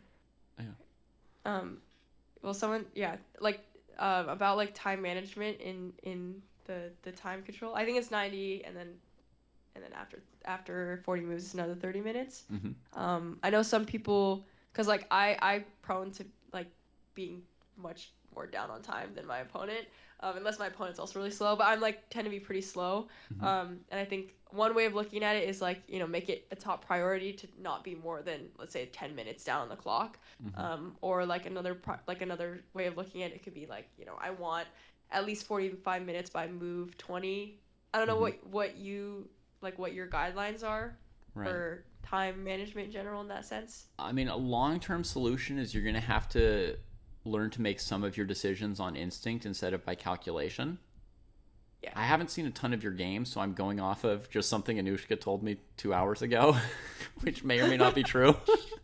Okay. But she thinks I'm that curious you make what that is, but okay. she thinks you make a Yeah. lot of your decisions by just looking at moves. Like this move, that move, this move, that move kind of thing. Yeah. Yeah. This is true. So there may be positions where it's like, you just have to move your bad piece towards a better square, and you're thinking at great length about it. There was a point where this game was going against you, the second game, and you were low on time, and we thought you should play c3 to trade some pawns. Like right when she took the open file from you, Yeah. the knight is not defended enough for one moment for you where you could maybe play c3 and trade some stuff. Yeah. So according to Anushka, you're not a very intuitive player, so ultimately you will need some intuition to fight the time trouble. I've made rules for myself about how much time I'm allowed to think on a non-tactical move or a non-critical move, right? So basically, whether or not I try to solve everything by calculating moves, I still know which moves are moves that other people would calculate on and which moves are moves that I'm calculating on, but other people would just like play a normal move. Yeah. No, And that's definitely yeah, so I made rules for myself. I said 10 minutes is the max amount of time. This is pretty new. And all this stuff changes with time controls. When I was playing in tournaments before, it was 40 moves in 2 hours or 30 moves in 90 minutes and then a second time control. So now I'm playing some more 90 plus 30 this past year.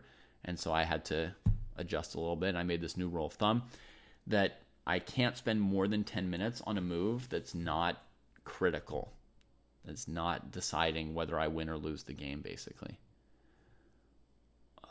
that's a good. I'm gonna adopt that from you right Yeah, now. you could. I mean, that's just one thing for me, and that's Yeah. based partly on the fact that I've slowed down how fast I calculate, so I need a little more time left to calculate the critical moment. I used to be a very fast calculator, so if you gave me a position with a forced win, then there'd be a very good chance that I would solve it in like 3 minutes. And now sometimes even after 15 minutes, I'm like, it's probably this, but I'm slightly guessing. Yeah. You know, and so I decided, well, if I ever want to like truly win this game, I need 15 to 20 minutes minimum on my clock when I get to a winning position. And once I find the winning move, I can mop up on the increment, right? Like, you know, like, I mean, and that's what everyone has to calibrate for themselves, right? Like, do you feel like you're 100% to win a game once you're up a piece? Maybe, maybe not, right? I do. So I know once I find that forced win, I don't need any time. But to find the forced win, I now know that I need 15 to 20 minutes, not 7 or 8 minutes. 7 or 8 minutes, and the weight of knowing I have a winning position and that I might miscalculate it, like, it's just not working for me anymore at my current level or age or practice level compared to how much I used to practice. So I had to make that, so then I have to set myself up to have that time. And I'm just like, yeah, you're just deciding on like which square to put a knight on. Either square is okay. There might be like a fourth of a pawn difference, but like you can't spend, this is me talking to myself, you can't spend 20 minutes on something that's worth a fourth of a pawn. That's what you get to spend on a decision that's worth 3 pawns. Right. So. No, that's a really good way of thinking about it. Like, is this really that big of a difference? Like, you losing 5 minutes is like kind of like material in itself. Yeah, it No, is. I It's haven't one thought of your about resources. I thought of it like, yeah, no, I haven't thought of it like 10 minutes could be like worth material. Yeah. That could incentivize. Right. I feel like. And that's like a hard and slightly weird and tricky thing to do, because if you think about it, you're like, well, no, I could play with 1 minute against 10 with an extra piece and I would still win, right? Because you're like, then I'm already up the piece, right? So you're like, so a piece is not worth 10 minutes or whatever. But given that your opponent has a nearly equal position and nearly equal time on the clock, like giving up 9 or 10 minutes means you're not going to find the right move later on. So it will have this big impact. Maybe here's a useful thought. You've surely heard people talk about critical moments, but what is a critical moment? A critical moment, you can define it basically mathematically. A critical moment is a moment when the difference between the best move and a plausible second or third best move is really huge. Yeah. So if the third best move is a half a pawn less good than the first best move, it's not a critical moment. It might be like an interesting decision, but, you know. And I say the second or third move because sometimes you're in a position where there's like 2 winning moves and 2 losing moves and 1 drawing move or whatever, right? So it's not always just between the first move and the second move. But, you know, but between plausible candidate moves, is the difference in evaluation more than like 2 points, you're in a critical moment.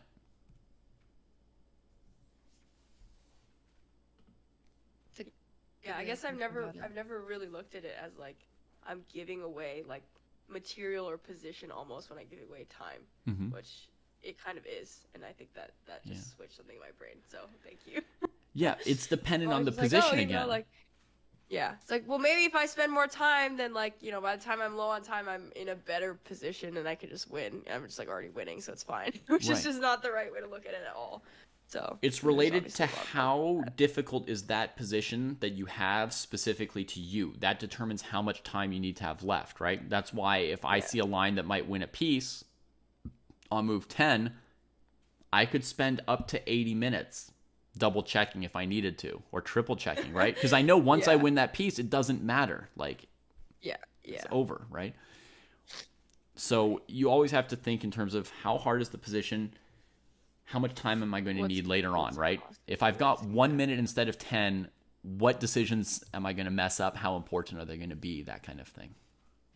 Right. No, that's a really good way of looking at it.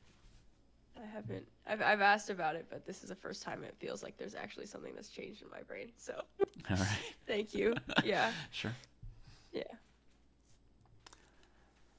All right.